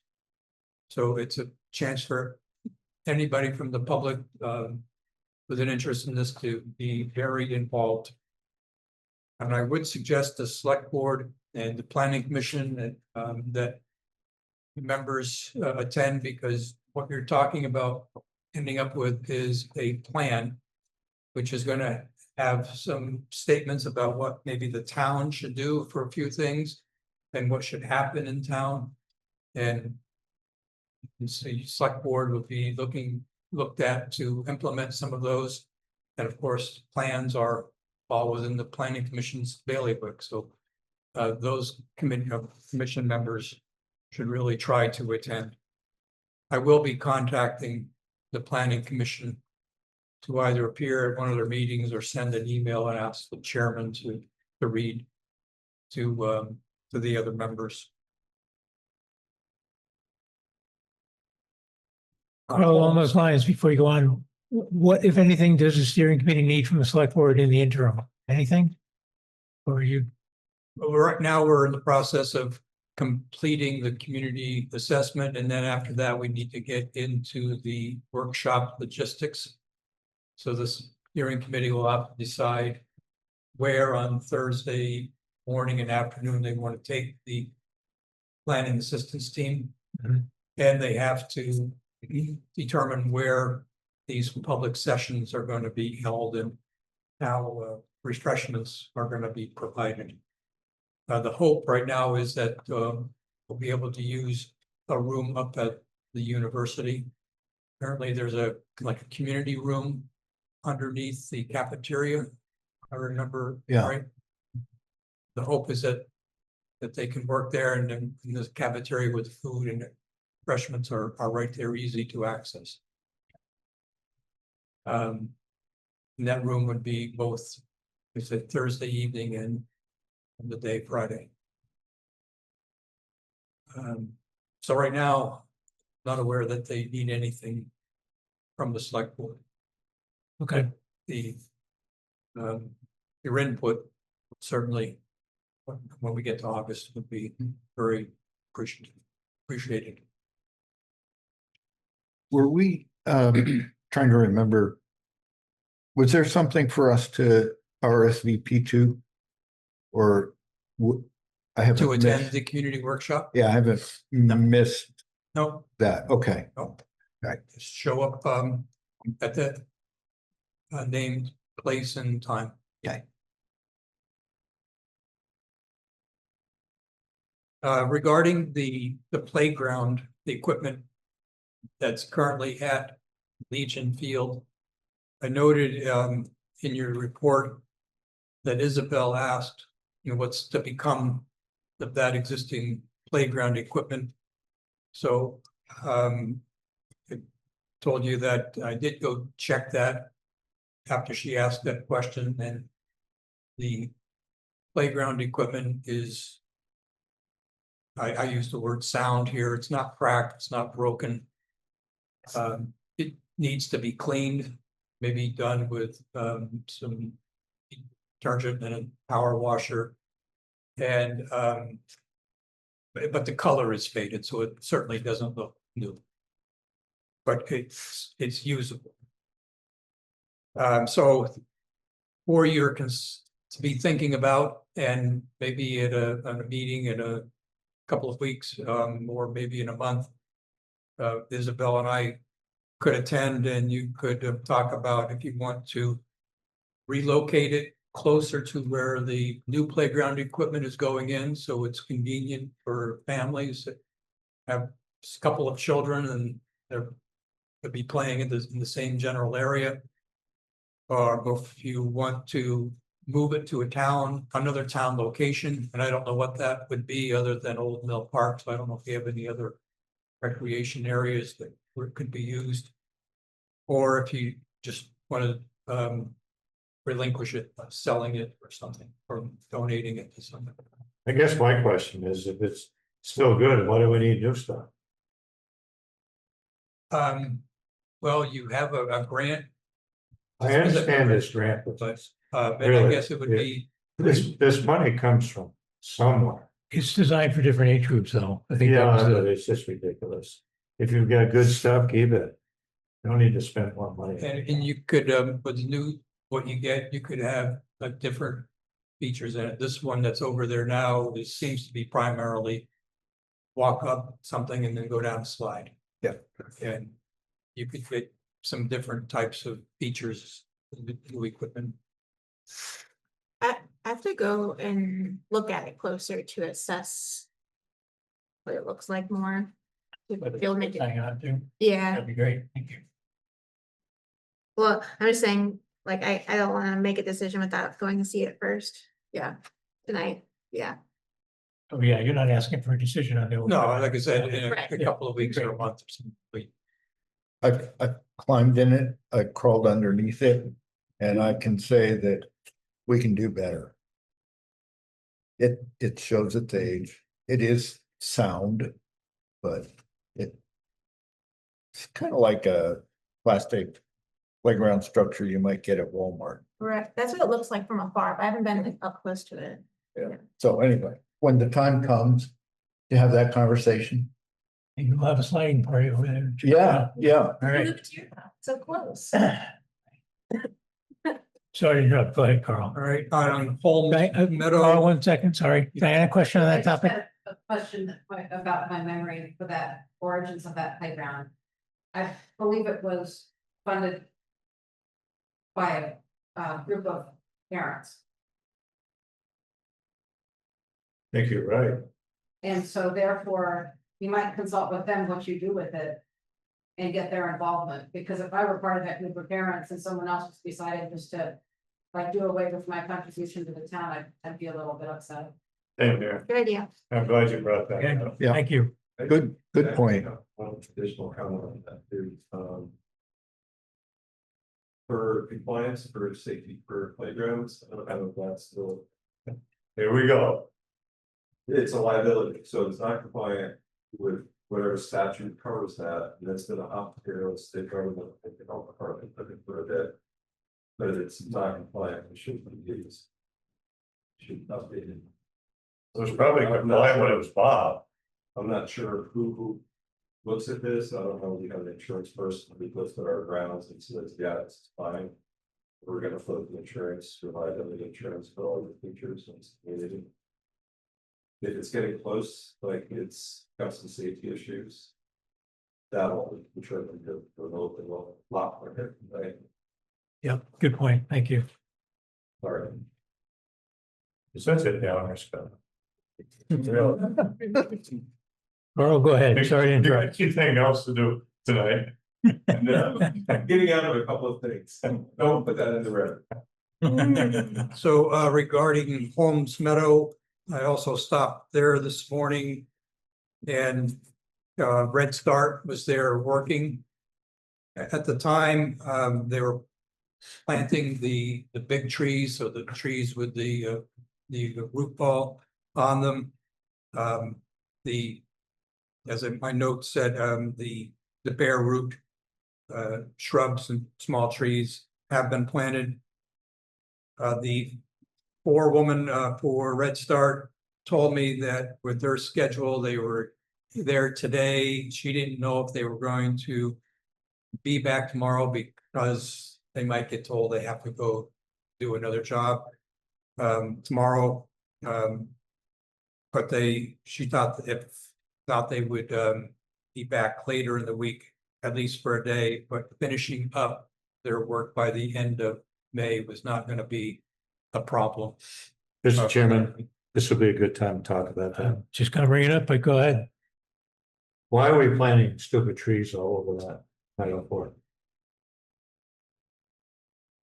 Well, I don't know for sure because I was brought into this project on the day that they were having the pre-construction meeting. But from what I've seen in the plans, it's intended, all the different shrubs and so on are intended to help with the stabilization. I understand all of that. And one of the deals of this whole project was to bring that down lower. So that would be an area for the ice sheets to go with a potential ice jam. So if you plant a bunch of stupid trees, where's the ice gonna go? Okay, that has been lowered, the ice comes up, it slides out into there, and then that frees that corner up and it doesn't have a jam. You can't even make this species up, to tell you the truth. It doesn't make any sense to me. You're gonna plant a bunch of trees, they're gonna grow up and it's gonna stop the ice. I do know that the species that they were planting along the river were those the bare root ones, and there were some typical altars kind of thing like you would see along the river, and I believe that the bigger species They're 100 feet in from the edge of the river, but that still is going to restrict the flow of ice. I don't get it, really, I don't. I think your point is valid, maybe. But I don't think we can answer that, or Carl can answer that. So maybe we email SLR or someone else that can answer that, because That's we fine. don't know. At least I'm getting it out into the public domain. Sure, maybe. People are listening to this. Do you want to email them and ask maybe that question, or invite them to our next meeting to explain it better to us? Yeah, fine with me. Okay. But I'm afraid, it's just, you can't fight City Hall. There's bigger entities involved in all this, and we're just gonna be barking up a tree. But the point is, people should know about it. How stupid people really are when you get down to stuff.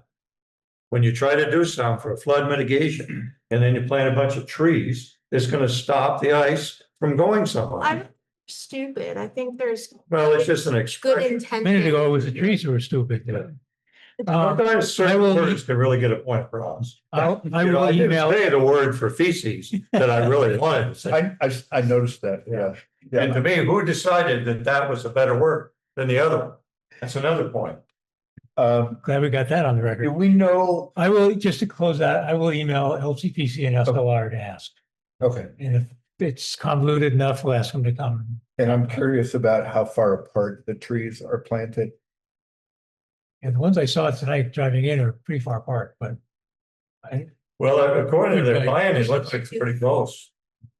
Your concern is they're too far apart, or? No, I'm interested in knowing how far apart they are, what's because, spacing. if they're real close, they could be a barrier to ice flow. If they're far apart, it might not be, I think it's worth asking.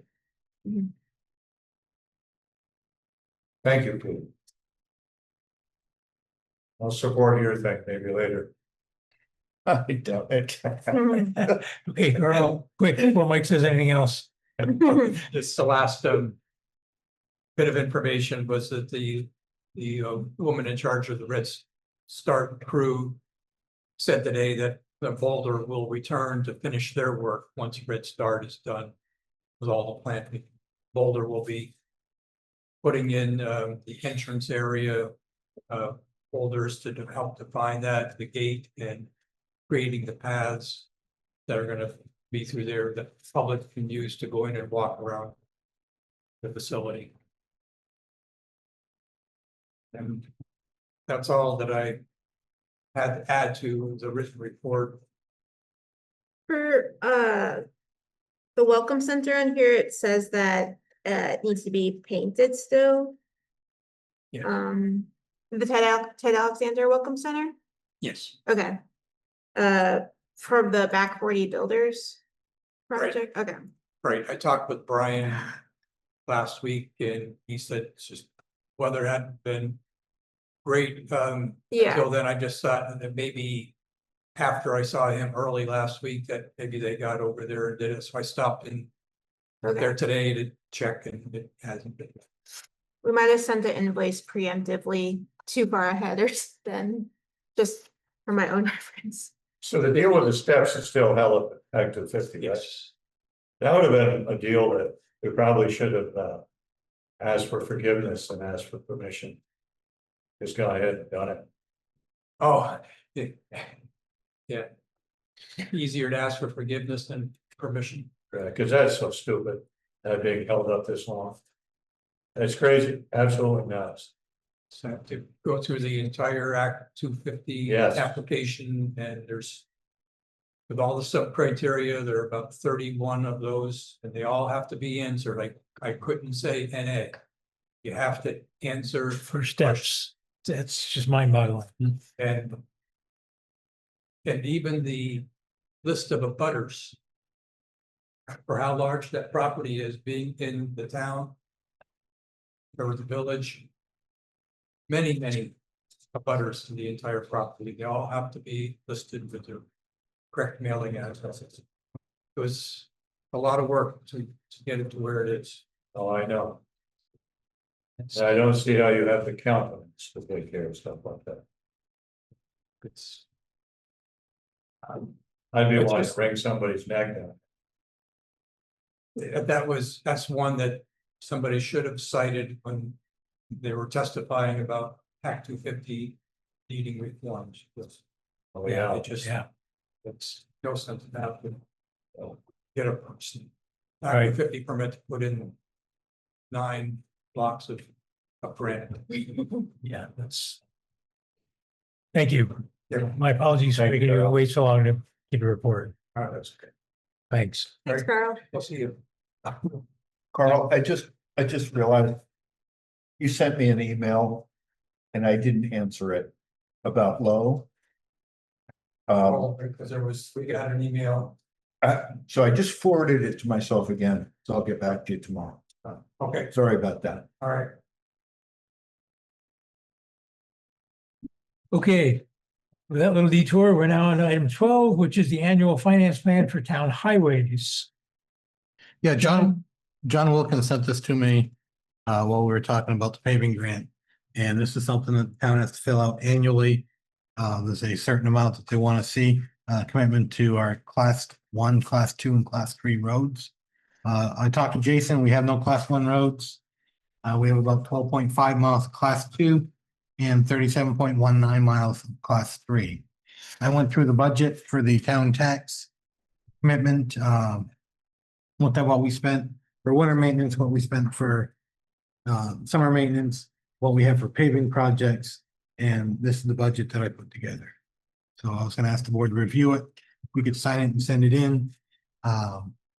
John, it'd be appreciated, and if we don't, John said that could affect some of the money that we get for the state for our roads. Nice, Joe. Yeah, thank you for taking initiative and putting this together. And this is based on one that we previously submitted. I think you said in your email. Yeah, you know about enough. I've never had one of these, so I kind of went through the computer and I found one that Duncan put together. And I used, part of his format, put this together, and then I looked at the numbers we had in the previous expense report that Rosemary passed out to get the numbers for the budget. Okay, great. So we need a motion to approve this and Yes, and then I'll need signatures and I'll forward that to John. okay, do I hear a motion? So moved, Monsieur. Second. Okay, motion in a second. Any further discussion? All those in favor? Aye. Aye. All opposed? Yeah, you guys have it, tweaked in. All right, now I will sign this and pass it on.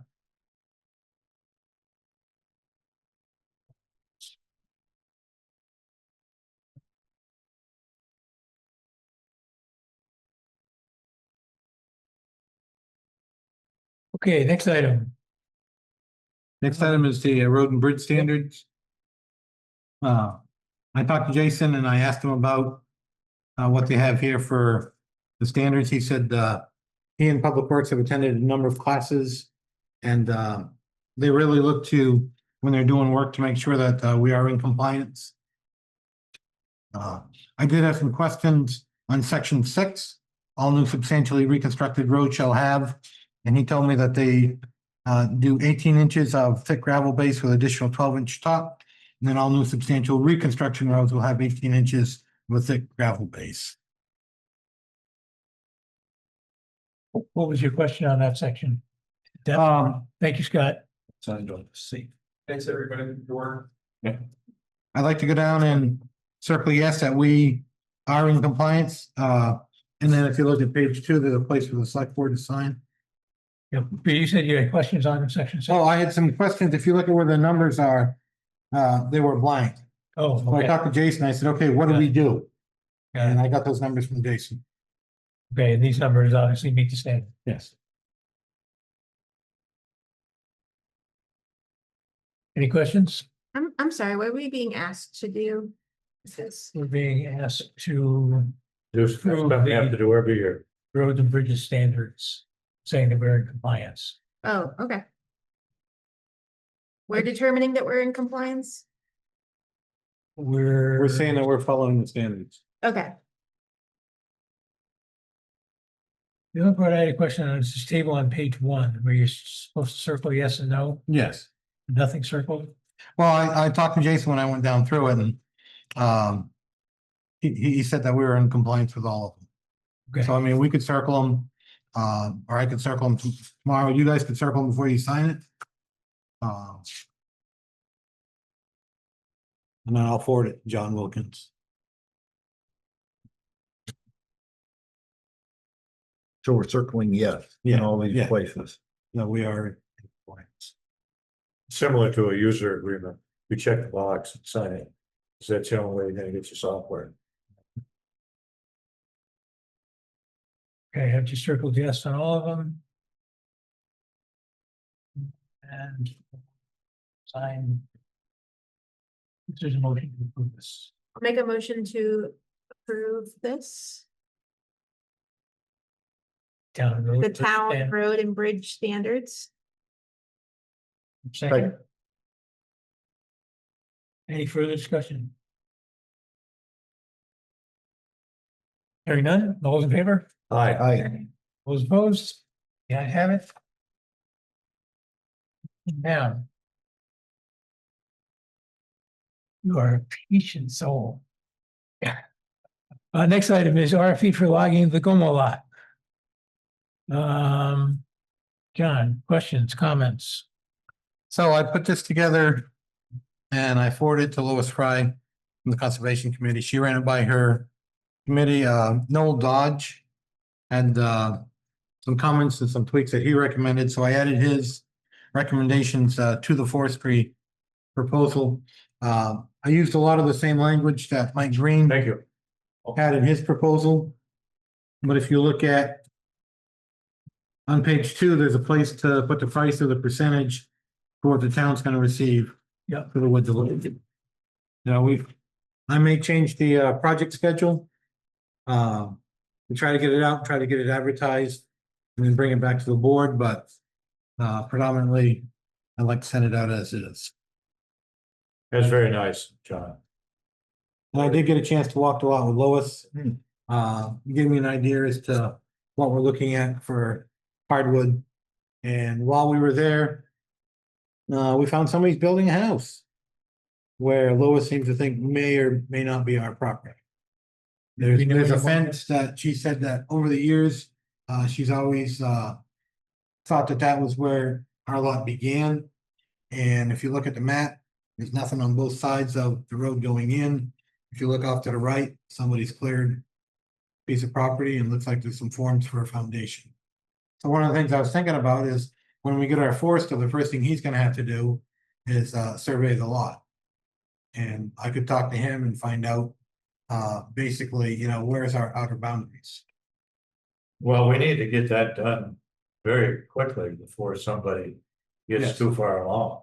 Yes. Yeah, we gotta get that We're straight right out. now, John told me. We gotta get we gotta get a surveyor on that tomorrow. So do we know if that line in question is the line that the Conservation Commission wanted to get surveyed anyway? Yes. Yes. Okay. That is the. Yeah. Okay, and I think what I heard you say is when we get our forester, we have to get it surveyed, but that survey is Well- not part of this bid. No, but usually what the forester is gonna do is he's gonna look at the deed, he's gonna look at where the outer boundaries are of the property. Because he has to recommend that the cuttings stay within the boundaries. He should be able to tell us where that boundary is. Okay, but if it's not surveyed, how's he gonna do that? Typically, he would go through and read the deeds. If he's got a question, then we'd have to work with him and get a surveyor. Okay. But So remind me where we left that conversation about surveying. That was, I thought we'd agreed to get that done. And I think it's in. Next year's budget. I think is what we did. Well, that's handy, isn't it? Right. This is kind of an emergency. Yeah, there is. So one approach is to get this out, get the forester on board, and then have them go up and take a look at where the boundaries I idea think where- are, and then roughly where the lot is. And the other thing too is, what I'd like to do is, I'll talk to Lois there, see if she can give me another ride up there. Maybe leave him a card and, just kind of leave him a letter there and, voicing our concern as to where the property line is. yeah, we should definitely notify him in some fashion. It would be great. Yeah, we can do that. Well, who's ever building there should have some kind of a survey in hand to prove that they're on their property. Right, that's what John's saying. He'll. Is that what he said? It'll be some sort of a Oh. business. Yeah, yeah, kind of leave saying- I guess I could. try to initiate the conversation. Yeah. Yeah. Unfortunately, the onus is on the person who's being encroached upon to prove that the person is in the wrong. The person who's doing the wrong thing doesn't have to prove Right, they're not. but. But we can ask them. But you can ask them where their survey is. For what it's worth, I think they also put a dock in the pond. You think what? That they put a dock in the pond. Oh, it's a You know, different spot. oh, okay. Yeah. But, That's kind of a screwy law, isn't it? yeah, it is. Yeah. But I think that, a survey of that property would be an excellent idea because there's encroachment potentially on a couple of different, sides of it. We've been talking about that lot for years. You know that? This board has, I know. Well, Well, we he- had a couple of prices for surveys and they were too high for our appetite at the time. No, but I'm talking about not even, when I was on the board previously, many years ago, we were still talking about that. It's one of those things that kind of got kicked down the road and it's gonna come back and bite us in the rear end here, before you know it. And so, do you remember what the prices were on that? One was around 10,000. I think the other one was close. That was for the whole lot. Well, really, this day and age, that's not a lot of money. We ought to dust that off and see those people and see if they'll do it for the same price. Get them working on that, especially on that boundary. Oh, my battery was dying, but when it charges up again, I can pull up those quotes. Why don't we, not to usurp my authority, Mr. Chair. But why don't we get that information, have an emergency meeting? Well, yeah, you can definitely do that. I will be out of the state until the next meeting. But we could put it on the agenda for the June 1st meeting. We gotta get it done quicker than that. Can we make a motion to spend up to if one of the previous bidders will? We have money in the budget to do this? No, not this year's, for the year. But we're, It's in next year's budget. what, month and a half away? July 1st. Make payment. They could do the work. Yeah. So we have it in the budget starting July 1st. Well, I'm sure that the town is good for whatever money it is, and they would trust us there. Next fiscal year. You know what I was gonna say, right? Never mind. Okay, so action item here. If you find those, Peter, we'll make the motion tonight to go to the lowest one. If they will honor that price. But again, do we need the entire thing surveyed? Why not? Lois was here and said there's only one line in question. I don't, It's always nice to have a good, clean survey with today's technology. I think you might as well get the whole thing surveyed, especially if there's the chance of encroaching on other orders. do you think there's issues on other sides? Possible, you know, Ron is the border monitor for the Green Mountain Club parcels up in that area. He surveys, not surveys, monitors the boundaries of about 7 different Green Mountain Club properties up in that area. And so he, obviously doesn't have any enforcement capability, but he's highly aware where those Green Mountain Club and property lines go for the corridor, for the trail, the long trail, and for the state forest lands and things. And there are some areas of concern up in that neck of the woods. What kind of concerns? Hunting camps or? Encroachment, you know, just the lack of respect for, you know, boundaries, you know, people, you know, kind of go a little bit one year and then a little bit more the next year, and then they pile some stuff there, and then before you know it, they've moved the boundary over a significant amount, and like I was saying earlier, it's the onus of the person who's being infringed upon to prove that they're doing the wrong thing. It's unfortunate. And, you know, it's you know, from the Green Mountain Club perspective, the boundaries are in good shape, but that town forest parcel is at a disadvantage because you don't have somebody out there. You know, Conservation Commission keeps a really good eye on it. And, you know, they worked on this forestry project, and I think it's not like it's in bad hands or anything, but I think It's just you not monitored. know what's going on. Yeah. And like Mike said, you know, just an up-to-date survey with contemporary methods is in your own best interest to protect that property. And it would also be advantageous when you have to do negotiations with things like the ATV club, if there's another incursion on the road up there. You know, just to have all your data is beneficial. Yeah, okay, thank you.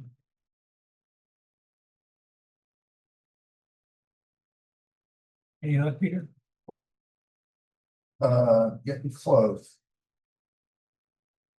Well, we could probably move on till he finds it.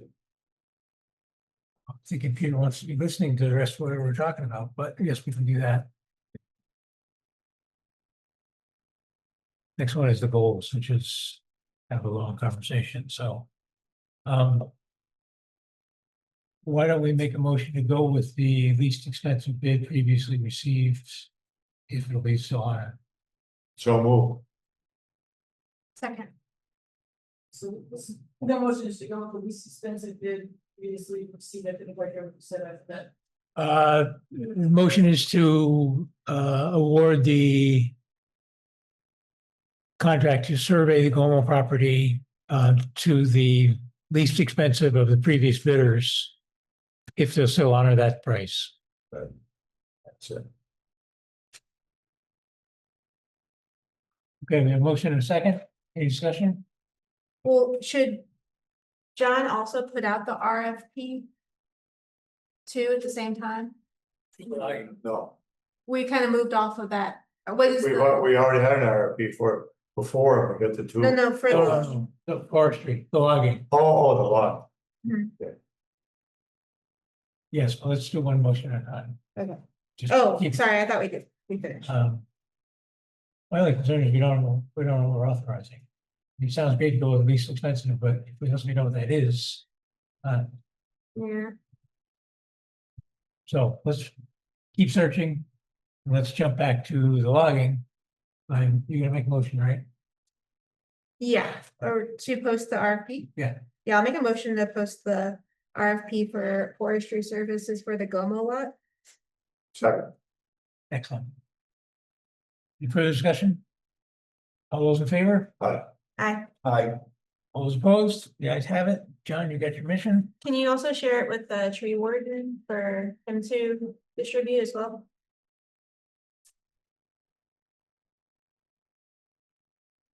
Tree warden No, yeah, or the tree board? both, everyone. So you backed up for the RFP, then we're gonna take the vote on the survey. Yeah, I'm hoping Peter can find it, because I'm not happy about proving something we don't have any idea what the cost is. It'd be nice to have a Yeah, frame of reference at least. We've- And we've kind of hurried on a little bit, so we can sit around and it's only take 8:30. it more time. Yeah. But the forester would appreciate having a current survey before he did his job, otherwise, Sure. as you know. And he has to use his hunt stand or something, which can be off. Yeah. All right, let's jump over the select board goals and library update so that Peter can pay attention when we have those conversations. And, I'm listening with this here. okay, and talk about creating a general ledger account for flags, that's item 17. The American Legion took the task of placing flags on the graves of past veterans. And John's been informed that the American Legion is now looking at dissolving due to lack of active membership. And the question is, can we create a item in the general ledger account so that we'll have funds for them, and the town can provide them? Anything to add to that, John? No, my question was, where we're looking to add a general ledger account, I wanted to come to the board. I talked to Rosemary about it. And I mean, should something happen with the Legion, we're still responsible to put the flags on. This way here, if we don't expend the funds this year, it would go into that account. And then, if they were used the following year, there'd be funding. Even though the American Legion has been disbanded, there still is a core group of volunteers that will put the flags down. Okay. I don't believe I'm speaking out of turn. No, I'm sure you're not. If they come in and request the money, we'd have it set aside. We typically send them $200 a year. So we're already paying for it anyway. It's just a And matter of, they have like 2 or 3 years worth of flags already. Yeah. So they don't need to Okay. purchase any. so this is merely an accounting measure to create a Keep the $200. itemized, yeah. But it wouldn't necessarily roll over from one year to the next, right? That's Unless what they're asking us. unless we have a reserve fund. So That's what that's, they're asking us to do. We can create a reserve fund, just like at our own will. Don't think so. I don't think so either. I think that's the town meeting. That is typically part of the motions. I don't think it would be any difficulty getting it passed at No, town I'm meeting, sure but, and it is kind of small potatoes, but, we have to be cognizant of even the smallest things as far as government goes. We're not Montpelier or Washington. I would suggest we make a charter accounts, make a line item for it. We don't need to spend any money right away because we already have several years of flags, so we can add this to the town meeting agenda for reserve fund. We'll make a note to add it to the town meeting warrant for next year. Yeah, please. Okay. If you So- can find your notes next March, I'll be impressed. We already paid 200 and they use money from their own funds too for the rest, or? I don't, Oh, okay. I don't know. Because I think Bob, when he said they buy quite a few, and it costs about $1,100 when they buy them. And how many flags do we put out every year? So we have some sort of stockpile. On all the cemeteries, yeah. Okay, And any money that the American Legion had to be turned into Montpelier. If they had any balance in their own account. gotcha. Okay, so just to clarify, the importance of the reserve fund, if we put in $200 every year, then it rolls up, and we have $1,100 next time we need it. Right. Okay, so the reserve fund makes sense next year. Okay, everybody happy with that approach? Is that a motion? Mike, is that a motion? Yes. Good. Did you get that, Donna? This is the second. There you go. Thank you. Any further discussion? Hearing none, all those in favor, say aye. Aye. All those opposed? The ayes have it. You've looked up, I mean, you found the amounts? What I found was one surveyor gave us a $9,000 price. That was for the entire lot. Another surveyor, I can't remember what his number would have been, but I think it was also in the 9,000 range. But what he proposed doing was breaking down the work and starting with the research portion, all of which would take place here for $3,000. And that would determine how much of a survey we needed. Because there are surveys that show a couple of lines anyway. So he was suggesting kind of an incremental thing. So that is currently the lower price for $2,250, but that's not the whole deal. I can go back to him and try and get a. Yes, so we can make the motion. Okay, so we have a frame of reference for both of them, so we can make the motion to go with the least expensive as long as they're on there. Well, we want a complete survey. least expensive for the whole property. Mhm. Yeah, even if he wants to do it incrementally, we still want the whole thing done. Yeah, we want to know the total. Yeah. Yep, so I'll get back to them. So we're gonna give you the authority, so in other words. I'm assuming that if the one that was gonna do piecemeal comes up at $8,000 or something, we're gonna go with that. If he comes up at 10, we'll go with one at 9. Okay.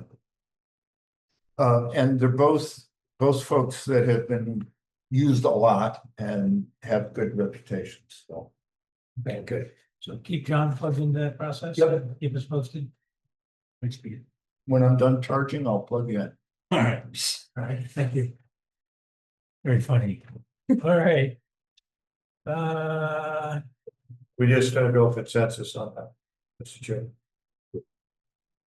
Like, no, let's have a vote. Well, we can go consensus. So let's have a vote.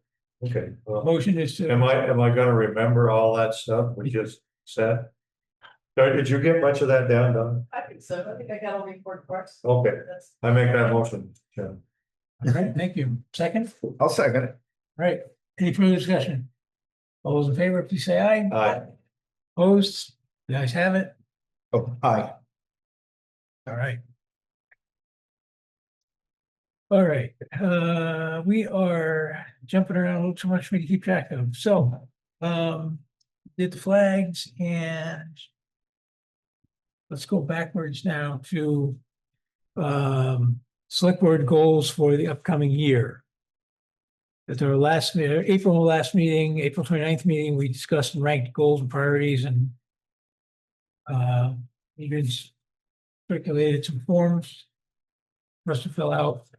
And I just today sent around maybe another way to look at it, kind of put them in the buckets, keep them organized in my brain. I'm not really sure what action item we want to do tonight on that. I like what you put together. I do think there's some overlap with some of the buckets though. Like skate park, I guess would be like an urgent timeline, right? Or no? Okay, so just what I did was say the first bucket is grant monies in hand, therefore we're doing it. And in that bucket is capital asset and inventory plan, the EPA process, Legion Field and skate park. We already have the money. Skate park, we don't have all the money, but we have a grant in hand already. Right. The next one is urgent timeline, not necessarily grant driven, but industrial park, Julian Scott House, library money and rail trail connection. Next one is obligations that we just have to do, budget prep, FEMA buyouts, the office transition and training, finalizing the union contract.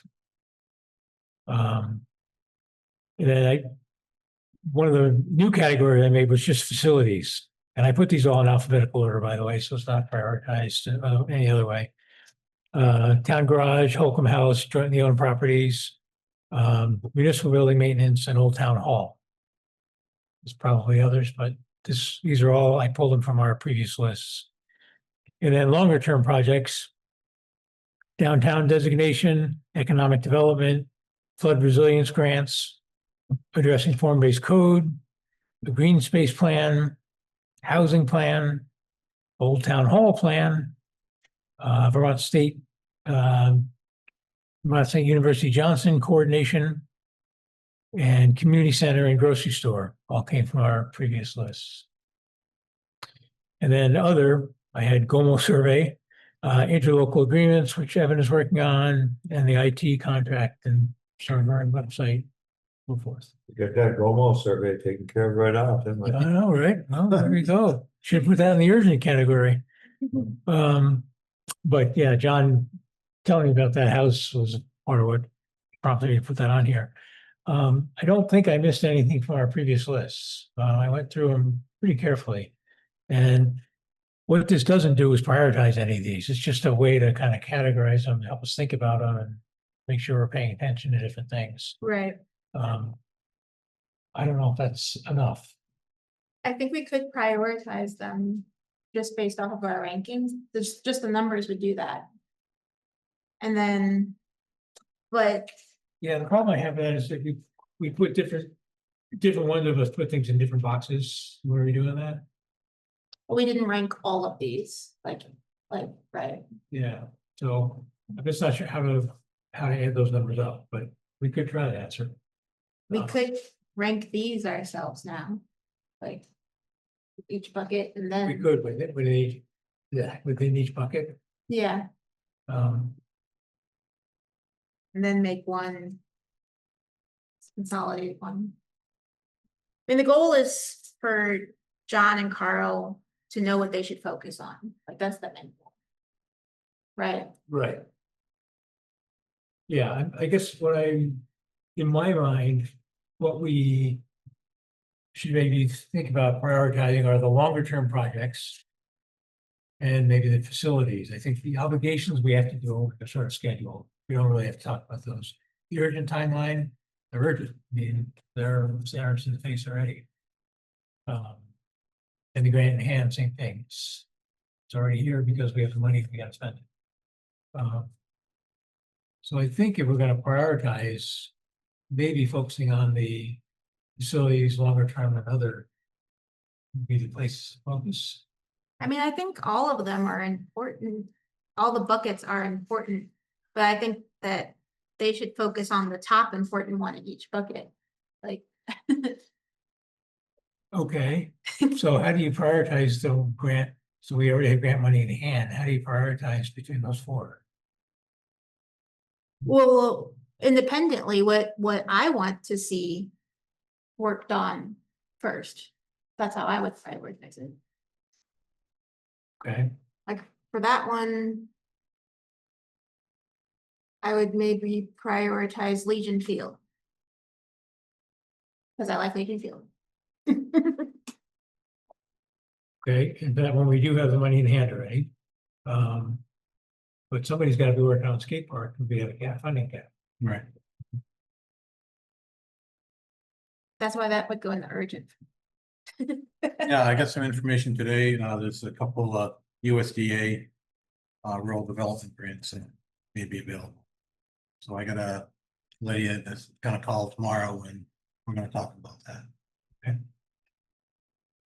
Okay, good. I'm I apologize for just sending this out today, so I know nobody's had a chance to really chew on it. You're good.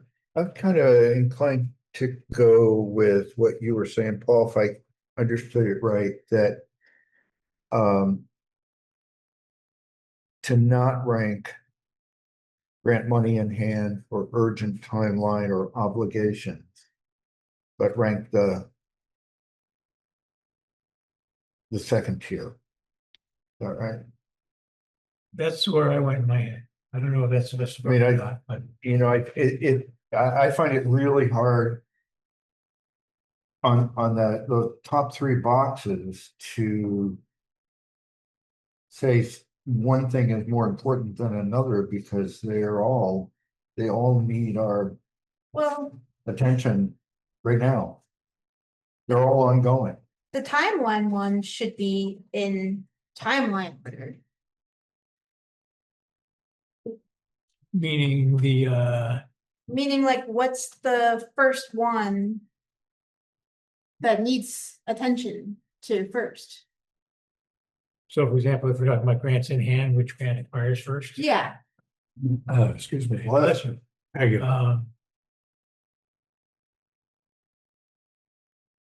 in the urgent timeline, which I don't know.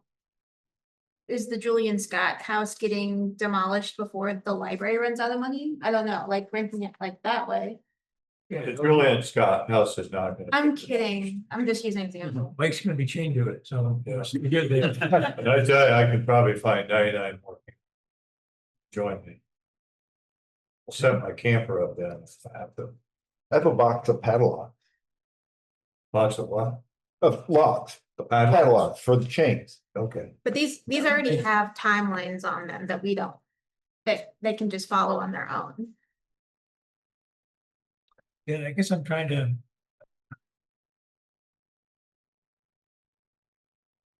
So for example, in the urgent timeline ones, we have industrial park, Julian Scott, library money, and rail trail connections. Why is rail trail connection urgent? I was waiting for somebody to ask that. It's a really good question. In my mind, it's urgent because the longer we don't make a good connection to the rail trail, Johnson is bypassed, has become a place people just ride past, and we're gonna blow our opportunity. And I agree. that's a problem.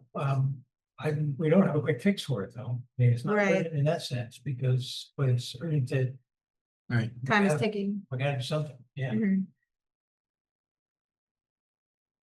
But I mean, if we did like the Sharrows, and identified, where the bikes are going. And, maybe work with Public Works and instead of paving it, just fill in some of the major potholes and smooth it up a little bit. We can take some baby steps to make it better this summer. And then, start looking at the long-term things. Yeah, I had a conversation with Doug Nolte, who's on I guess he was the previous chair of the rail subcommittee, and he's been working with V-Trans, who's, in charge of all the road crossings and all that stuff. And we invited them to come and talk to us about how do you paint a bike lane across the road, so you start your way, go this way. And they said, you don't, you wait for us, we're making a statewide program for that. Well, great, but when's that gonna come out? Right. So they were pretty emphatic that thou shalt not. And I don't know if it's, I guess because it's a road, they can say that. I'm not really sure, but anyway, so as far as we were talking about painting a lane like along the lumber and all that stuff. Yeah, Not sure we can do that right away. I'm in my 9th year on this board. And that road has been kicked down the can every single year. And I've said right from the beginning, it needs to be fixed right. Somehow we've gotta find the money or somehow to do it right. So we really need a grant with the village. Oh, yeah. With the infrastructure. We need to work in concert with them because all that concrete needs to be dug up, all the infrastructure needs to be fixed, changed, upgraded. The dip in front of the Ockley house has been problematic for years. Granted, the house will be torn down eventually, but anytime we had a major rainstorm, that'd be a huge puddle there, water gets splashed all over their house. It's been a problem for a long, long time. I don't have an answer to it, and I think Band-Aids are not the answer to this, but it is like John said, it's getting rough. It needs to be tidied up a little. We added that as a joint agenda item, right? We don't have a list, but yeah, we do, yes. I think it was on there. And I never advocate putting pavement on top of it again till the road is fixed. Because all it does is crack again. You've got concrete underneath. And you're putting new stuff on top of that. When's that big last, I don't know the answer, but No, obviously. Not to stick a wrench in the works here. Be a downer. Needs to be fixed. Yeah, my hope was that we could paint the bike lanes, paint the shallows, and do some sort of gridding over those sunken storm drains so that you can ride a bike over it, the village itself. The village. Meanwhile, we apply for some big grant. That's gonna be. The village doesn't have any money to it. Right. Any more than we do, really. Yeah. You said that we can't paint the shared bike symbols on there? I think you could paint shallows. We already did that once, but I don't think what we were talking about is trying to paint some sort of a line up where the rail trail crosses the road. And direct people down along the side of the road. Oh. We're not supposed to do that. It's not wide enough? It's DOT regards that as their jurisdiction.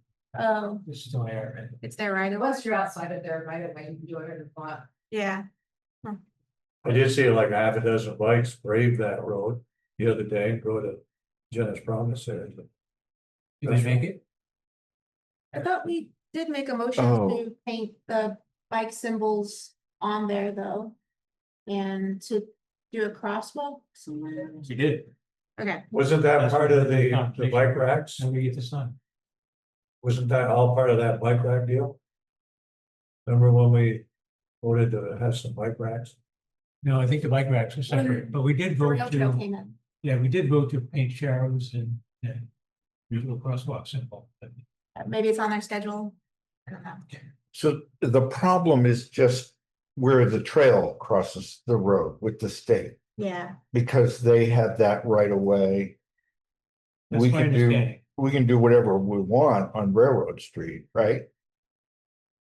As long as whatever we want consists of sharrows, yes, we already did that, so that's okay. We can't like paint a bike lane all the way down it, I think, you don't think. Yeah, so I talked to Jason on the sheriffs, and he said usually they paint their streets a little bit later in the spring after it's swept, so it's on their agenda. Two, coming out the rail trail, you said we weren't able to paint anything. What about signage? You know, downtown this way and what's down there, maybe have like a list of businesses and or food, water, lodging, the woolen mills. It's a great idea, John. So maybe they won't let us paint, but I don't think they'd have any issue with signage. Okay, so we tasked you to reach out to Doug Moldy. Yes, he's plugged into this whole thing and find out what exactly the objection was and how we can work around it. Make a motion to rescind our previous motion and do something different.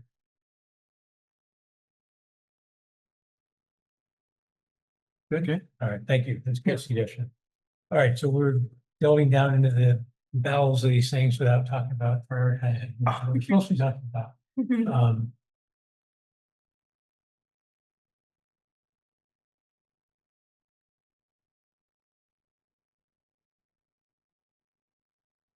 I hate to say it, but I'm sort of happy to let this sit for another meeting.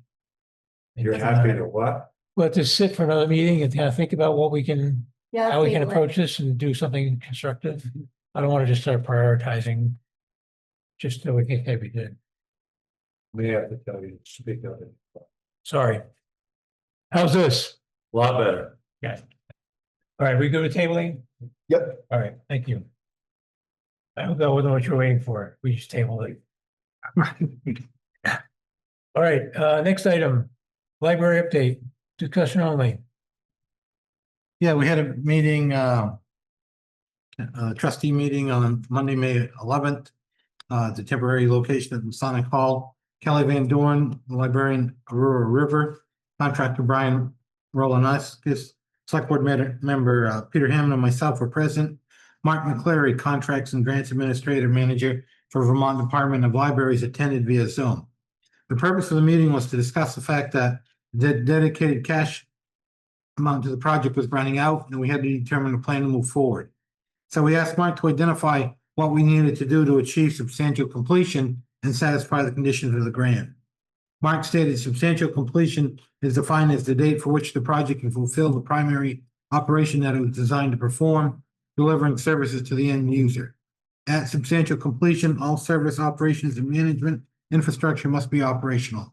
He listed 4 objectives that will need to be completed. 1, open to the public. 2, ADA accessible. 3, telehealth must be operational. And 4, Wi-Fi must be in place. Yep, I got them all. We asked Brian what he thought would be the best way to achieve substantial completion and be able to open the doors. Brian stated he had a number of supplies ordered and paid dedicated to the new section. He said the original part of the building still had some demolition work to be done and the interior needed to be completed. Brian's recommendation was that we complete the new section, open the library, and wait for additional funds to complete the project. The new funds could be additional grant funds secured by the library or the CPF funds from Representative Ballant when they're available. Okay, that's great. Thank you. And do we have an estimated budget for completing the new part to the satisfaction of those four elements? Oh, boy. It was 100 and something. Did I? And I know we looked at I didn't bring those notes. we looked at the Sorry. final part is there's a $215,000 payment due, and I think 270. And then Brian said he had a lot of the items there that were pre-ordered. So we're looking at another meeting, probably the middle of June.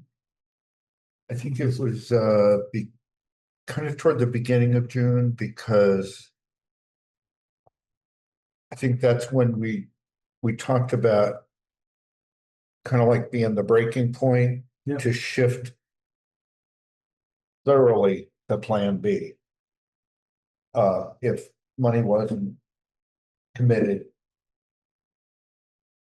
We didn't by then see our way toward finishing the whole project with the money available to do that. Shift to Plan B and focus it all on the addition, the new part. And one maybe relevant piece, and I think maybe you all know it. I think you all got the email from Jasmine and a follow-up from John Gregg.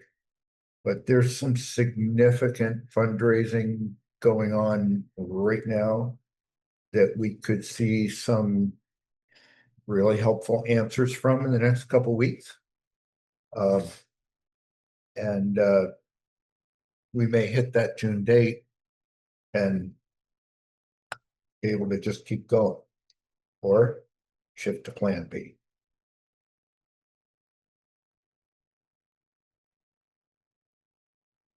But it really, given the possibility of what's going on right now, it would not make sense to pick up Plan B right now. Okay, so when is our next invoice payment due? That's the 31st of May? 31st of May. And we have enough money for that. We have that. We have some little money left over, but not a whole lot. We have, I'm sorry, what? Some money left over after that, but not much. Not much. Right. Peter, has anybody ever thought of getting in touch with some of the big granite producers in the Barry area to see if they would donate steps? Oh, I don't know. It's a great idea, Mike. They might So do that. those I mean, there's gonna be a bronze plaque, I'm sure, with everybody that's participated in this whole project. You know, they all love advertisements, you know what I mean? Dunham comes early in the alphabet. But they would, I'm sure they would like to see their name in bronze somewhere for giving these steps, because they were in the budget, I believe, for $25,000. Yeah. And they might want to do that for the town of Johnson. They get a lot of good press with that. And who knows, they may have a line item in their budgets that they can give things away. That way we could have granite steps, which would be forever. Yeah. And we wouldn't have to have concrete. And Mike wants granite steps.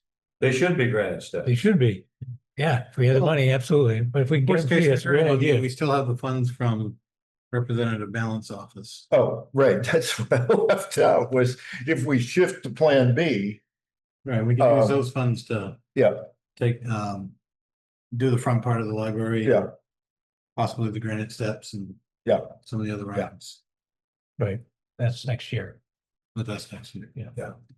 So we still have to find the money to complete the addition.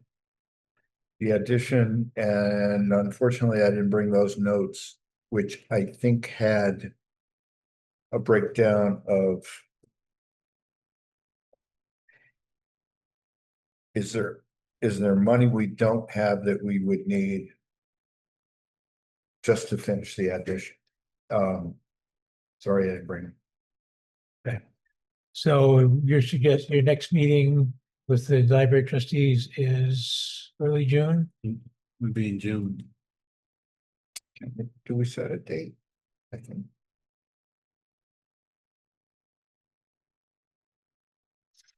I'm not gonna say the Well, I don't need my name for bronze, it's at the wastewater treatment. That's the one you're holding out for? No, it's already on the wastewater treatment. Oh, okay. Well, so why don't we just say that there'll be another report to the select board, second meeting in June. Be with facts and figures. And a recommendation for plan A or B or C. I guess there is no C, right? So here B. Okay, everybody okay with that? All right, thank you. Just, I felt like the folks present, so contractor, library reps, John, me, I think everybody was really working hard to make this, to definitely make a plan B. And I think we understood the necessity for that.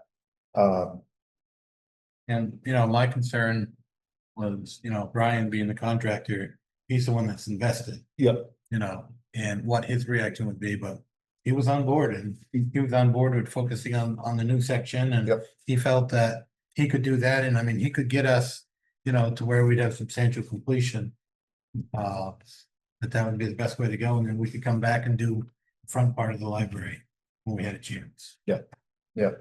So we have a contractor who is very interested in working with us. Yeah, well, we're extremely lucky in that regard. I think we all know that. And so the consensus was that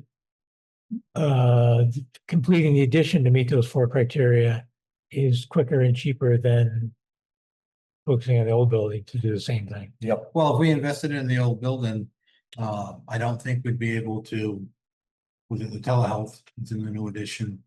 A lot of the other stuff is in the new addition. So, you know, by focusing on that, you know, we'd be able to achieve. If we focus on the old building, we wouldn't be able to achieve what we need to. Yeah, we'd have to shoot one of those things in there temporarily. Yeah. Somehow, but you know, one piece of it is the handicapped accessibility, and the only reasonable access is through the entrance to the addition. Got it. Okay. Which means that you have to complete a certain amount of the construction. Right. Just to get into the old building. Yeah. Yeah, so. Okay. Well, thank you for that work on that. I know it sounds like, I'm sure it was a difficult series of conversations, but I'm glad we're making progress. That's great. I ran a good meeting. You could always have a plywood ramp. Sorry? You could always have a plywood ramp up to the front stairs. Sure, I have one at the back of my garage to get the lawnmower in and out. I'm happy to loan it and help. That'll work. Okay, so report on at the second June meeting. Great.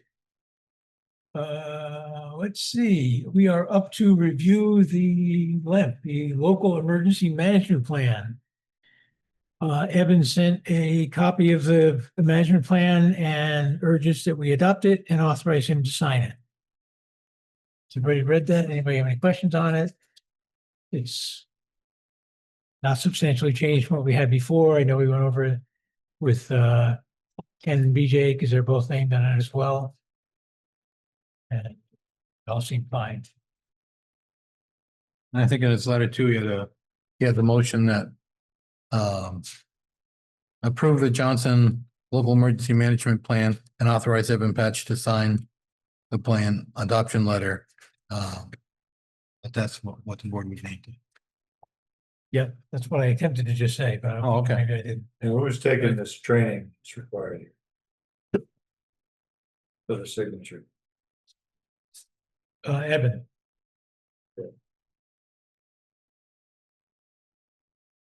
I'll make the motion. Donna, do you need to hear the whole motion again? Okay. I'll move that we approve the Johnson 2026 Local Emergency Management Plan. And authorize. And authorize Evan to sign. Plus the chair, Right? Plus chair, it's a, for the name of select board or council member. Attest. Oh, yeah. As Yes, right, adopted. right, okay, Authorize Evan and the chair. okay. A second, Second. any further discussion?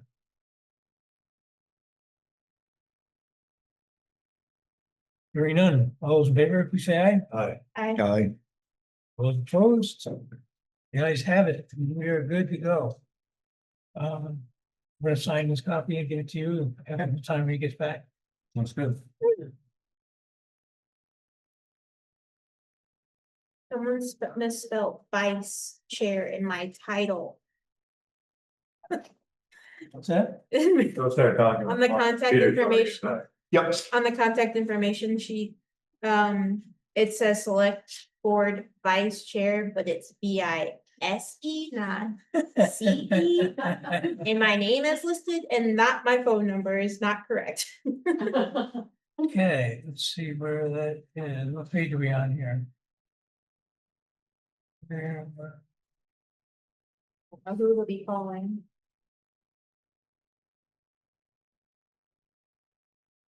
Adrian, you wanna make a correction in mine and I'll see if I can update. I kind of like the wrong phone number though. Yeah, right.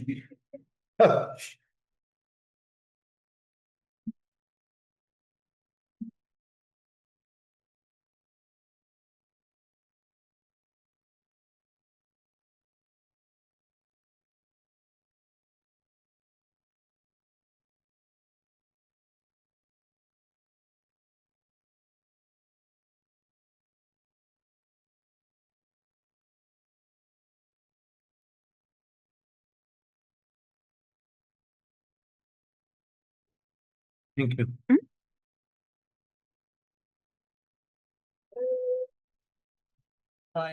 Nine. What was the addition? What was the addition?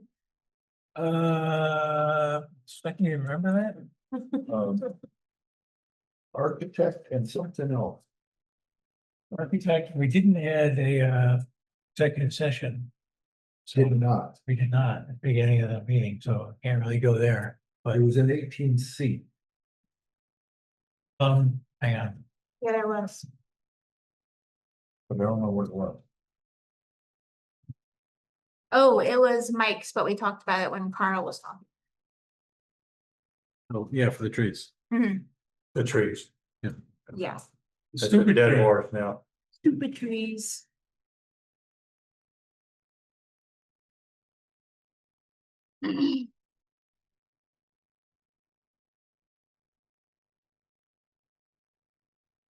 I can't find my original agenda now, I got so much crap. Sorry, hang on a second.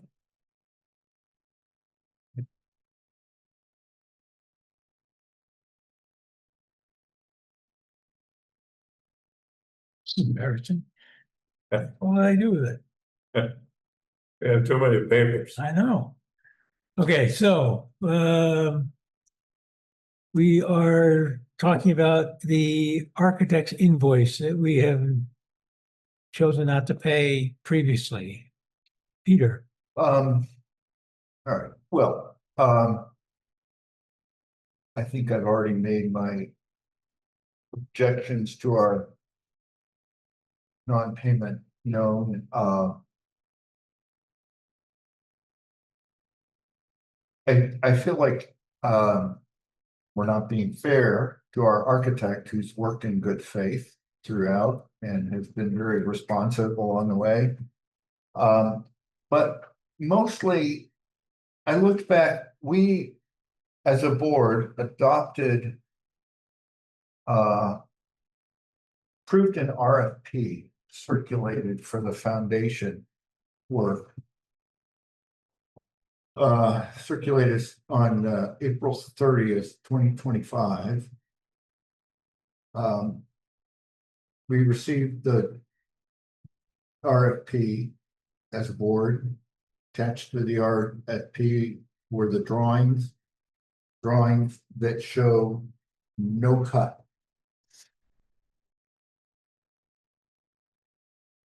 I don't think it's fair for us to be dunning the architect now when we had the chance ourselves to see there was no cut when we voted on the RFP. When you finish, I'll address it. I'm done. Okay, I talked to the country contractor. And he claims he had mentioned that to the architect. Why isn't there a cut? And he said that will be done at a later date. So the contractor for the concrete thought it was odd that there was not a hole already incorporated in the forms and when he actually built it. And he claims the architect said, build it the way it is said, and they will do a cut at a later date. Before we had a foundation contractor, we issued an RFP that showed no cut. So I don't think it's fair for us to dun the architect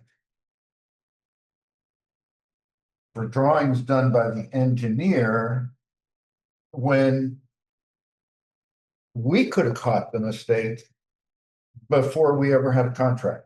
Well, I tell you, did we ever have the working drawings to go over? Yep, they're right there. They're attached to the RFP. Okay, well, it was odd, as far as I'm concerned about trying to let the architect off the hook, whether he contracted for a engineer or whatever. Whoever name is in the legend is responsible.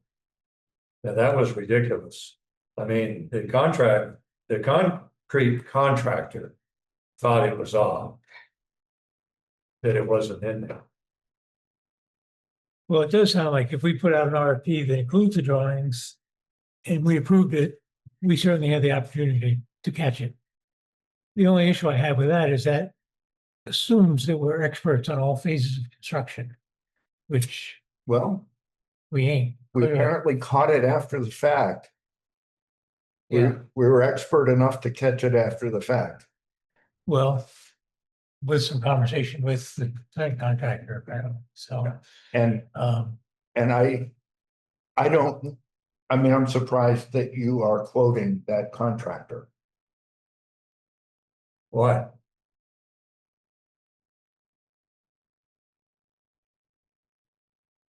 Choosing his words carefully. You remember when I said that when the forms were pulled, the first thing I noticed that there was no hole there. You remember that? No. Okay, that's when I contacted the contractor and said, why wasn't it there? Said it was not in the print. And then he talked to the architect and said it would be cut at a later date. At that point, I thought it was foolish. I thought they should have been a cut put in when they were doing the forms. Is that a structural thing? You need the pour a solid wall to support the weight above it or something? Is there some reason you wouldn't do it ahead of time? The point, when I called the architect, he said to support the building or something to that nature, but the building was already on cribs. It was not resting on the concrete. You could have had a cut in there, and then when the forms were pulled, you could have put in a I-beam or something, and then lowered the whole thing down on top of it. See what I mean? There was no need of a cut there. It could have been done in the first place. I thought the issue was when the building was lowered onto the new foundation.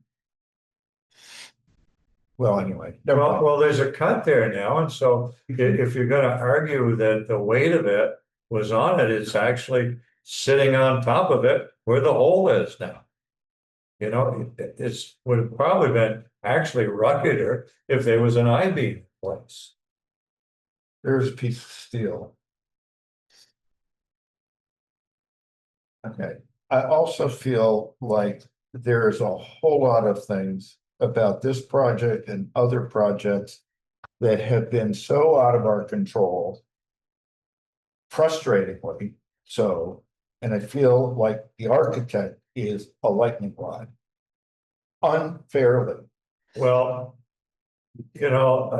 I'm not trying to be, And we can we can tell him, okay, go back to your engineer and done him for the money. We shouldn't be putting him in that position.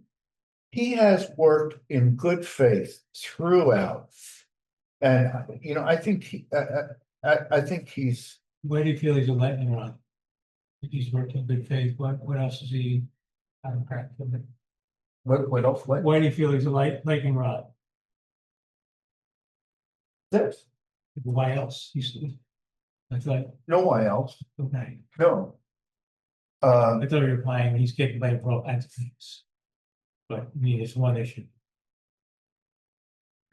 Well, I don't know. There's been comments along the way about how this or that was designed, but this is the issue. This one. so the whole board will do as it sees fit. But I mean, I still don't think that we should be on the hook for it. I made my point very clear. Whatever the board decides, it's fine with me. Like I said before, I think that if it was our money that's coming out of our pocket, we would look at every avenue to try to save a buck and to try to go back and to figure out where the mistakes were made and that we shouldn't eat it as a board or the town. And I may at the last meeting have sounded like I was belittling the comment about if it was our money, if it was our own personal money. But I agree with you. I agree with you. And that's where I came to realize that I voted for an RFP where there was an error. And I feel like the board has a responsibility. Well, to tell you the truth, Peter, I would have thought that I wouldn't have even had to gone that far because I made the comment a first year industrial arts student in high school would have known better than that. And I'll stand by it. I have drawn house plans and foundations. I just assumed that would have not been a problem.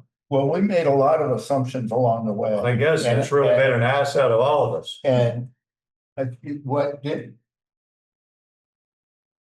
an ass out of all of it? All of our assumptions.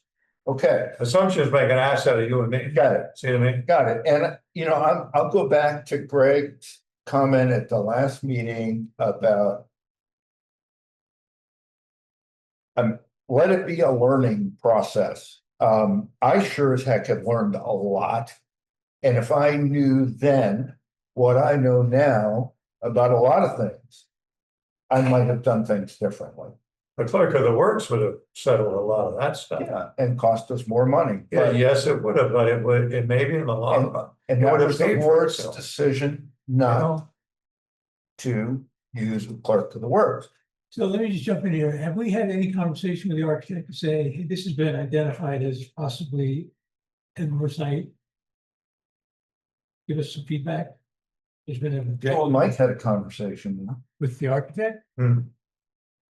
And he just said it would be, I put it in there and have a cut at a later time. right. Why did you do that? I didn't get a good answer. I didn't think. I think I told him some of the things I just told you folks. About why didn't you have a cut in there? And then he said something about the building.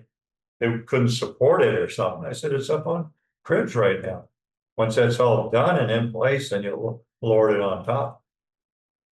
It's just, we're just gonna get into a urinating match. That's what we're gonna do. Saying the full word is better. It's almost worse. Yeah. It's over stuff, you know what I mean? I sanitized that. I didn't say it the way it should be said. That's the second time you've done that tonight. and We're grateful. I hope it was sanitized. Well, I think the fact that we put out drawings for the RP that were wrong definitely does shift some of the burden to us. I mean, the architect drew what we asked him to draw, and The engineer drew, the engineer, well, the engineer drew what went with the RFP. And we approved it. The architect didn't draw it. yeah, right. So, A later drawing from the architect had what Mike mentioned, the note to be cut at a later time. That was, after. That was after the RFP. No, that was after the building was sitting on a new foundation. Is when that drawing came around. So, That's the drawing that went well, it out. couldn't have been an as-built, it was a pre-drawing, so. The contractor for the concrete saw that. Where it said cut to be done later. No, the cut to be done later was on the RFP that went out for the general contractor. That drawing. From the architect. Well, then I got conflicting stories.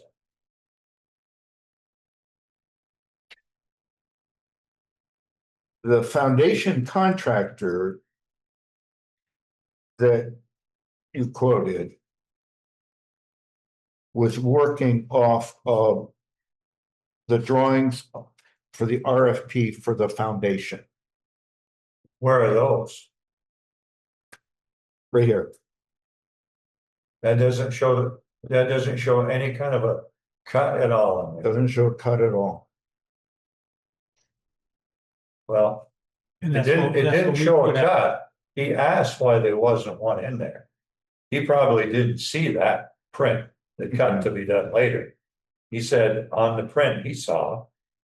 He asked why there wasn't a cut in there when he put the forms in. So he knew that there should have been something in there ahead of time. So, are you saying that the engineer gave the print for the RFP for the concrete foundation? Yeah. Said, I mean, I can forward this to everybody again, if you want to see it, the drawings are not. They have,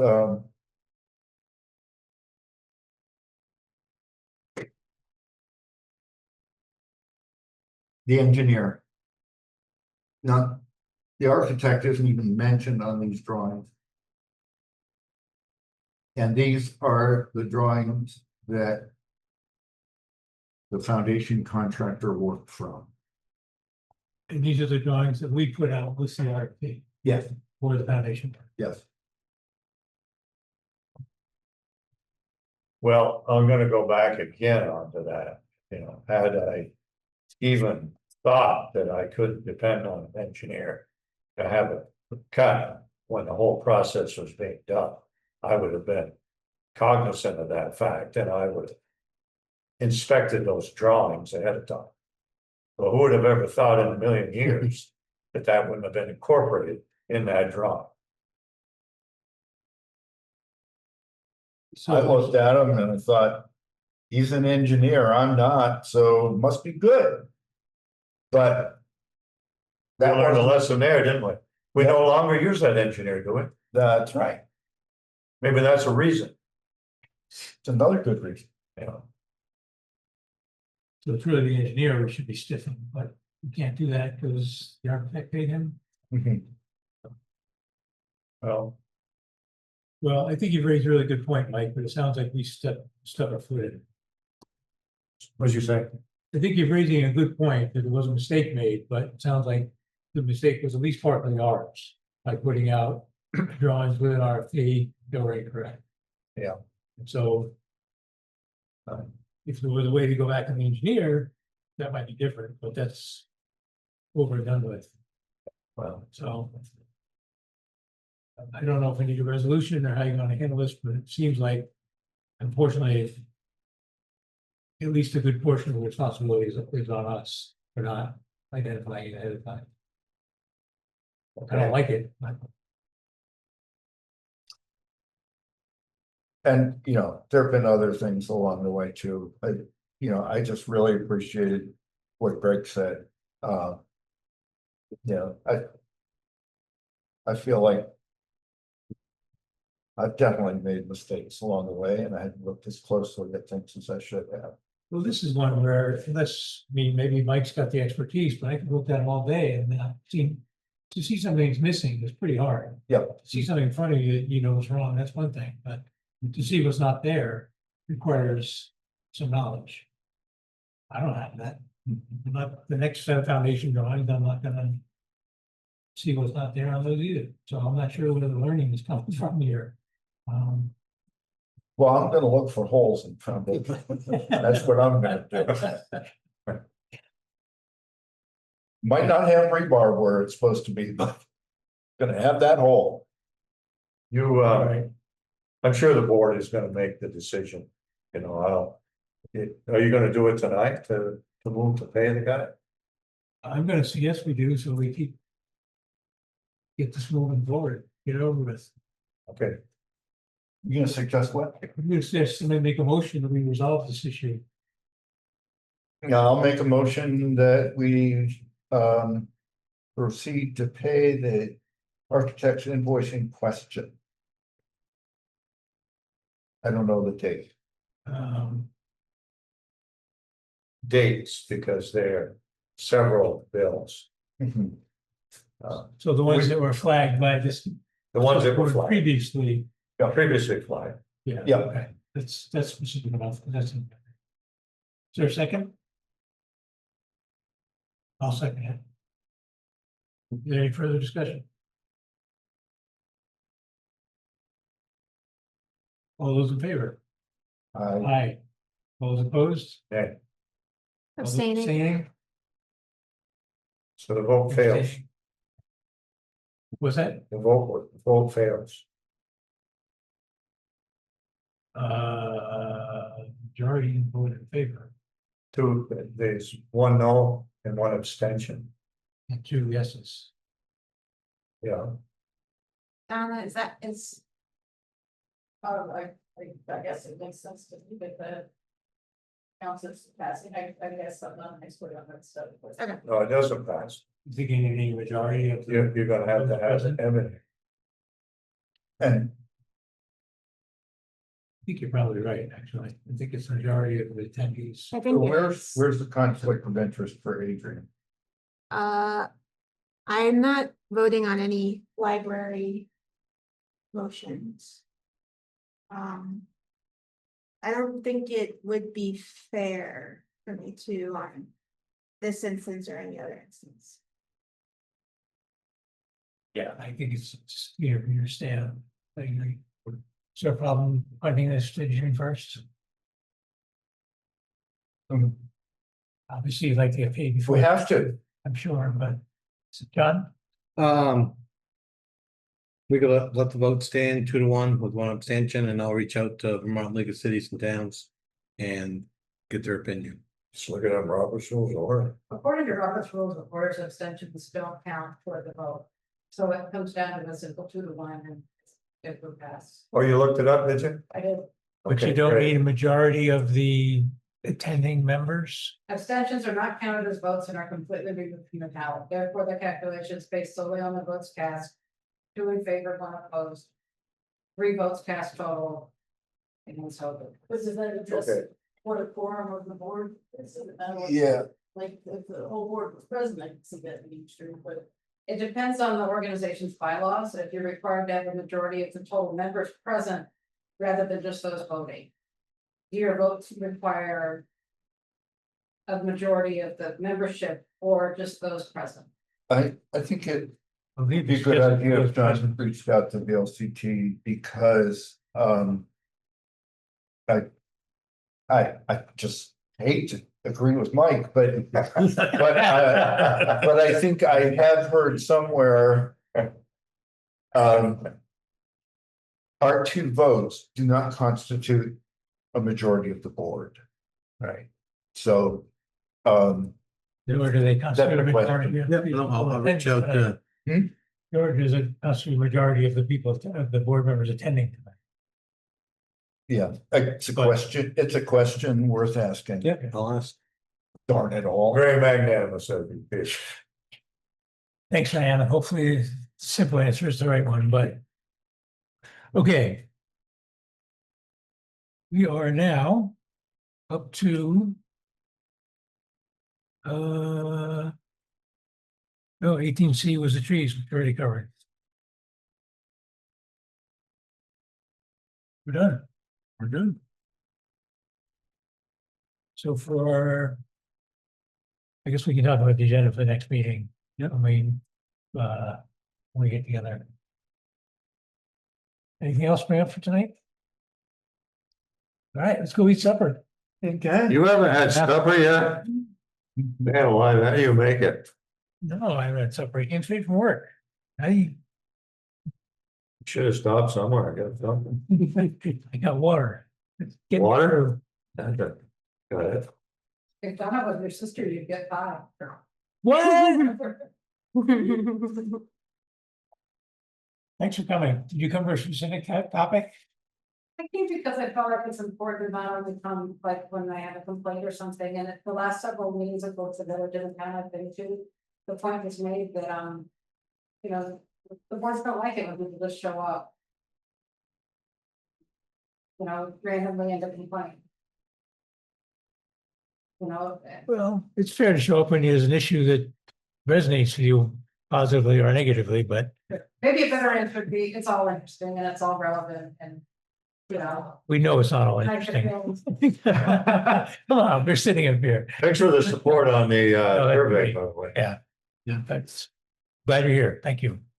Yeah, thanks for the support on the survey. Yeah, I think it's a good move from your part. All right. What am I gonna do with all this damn paper now? So we're gonna have the executive session next meeting? Yep. Okay. Did you end the? Did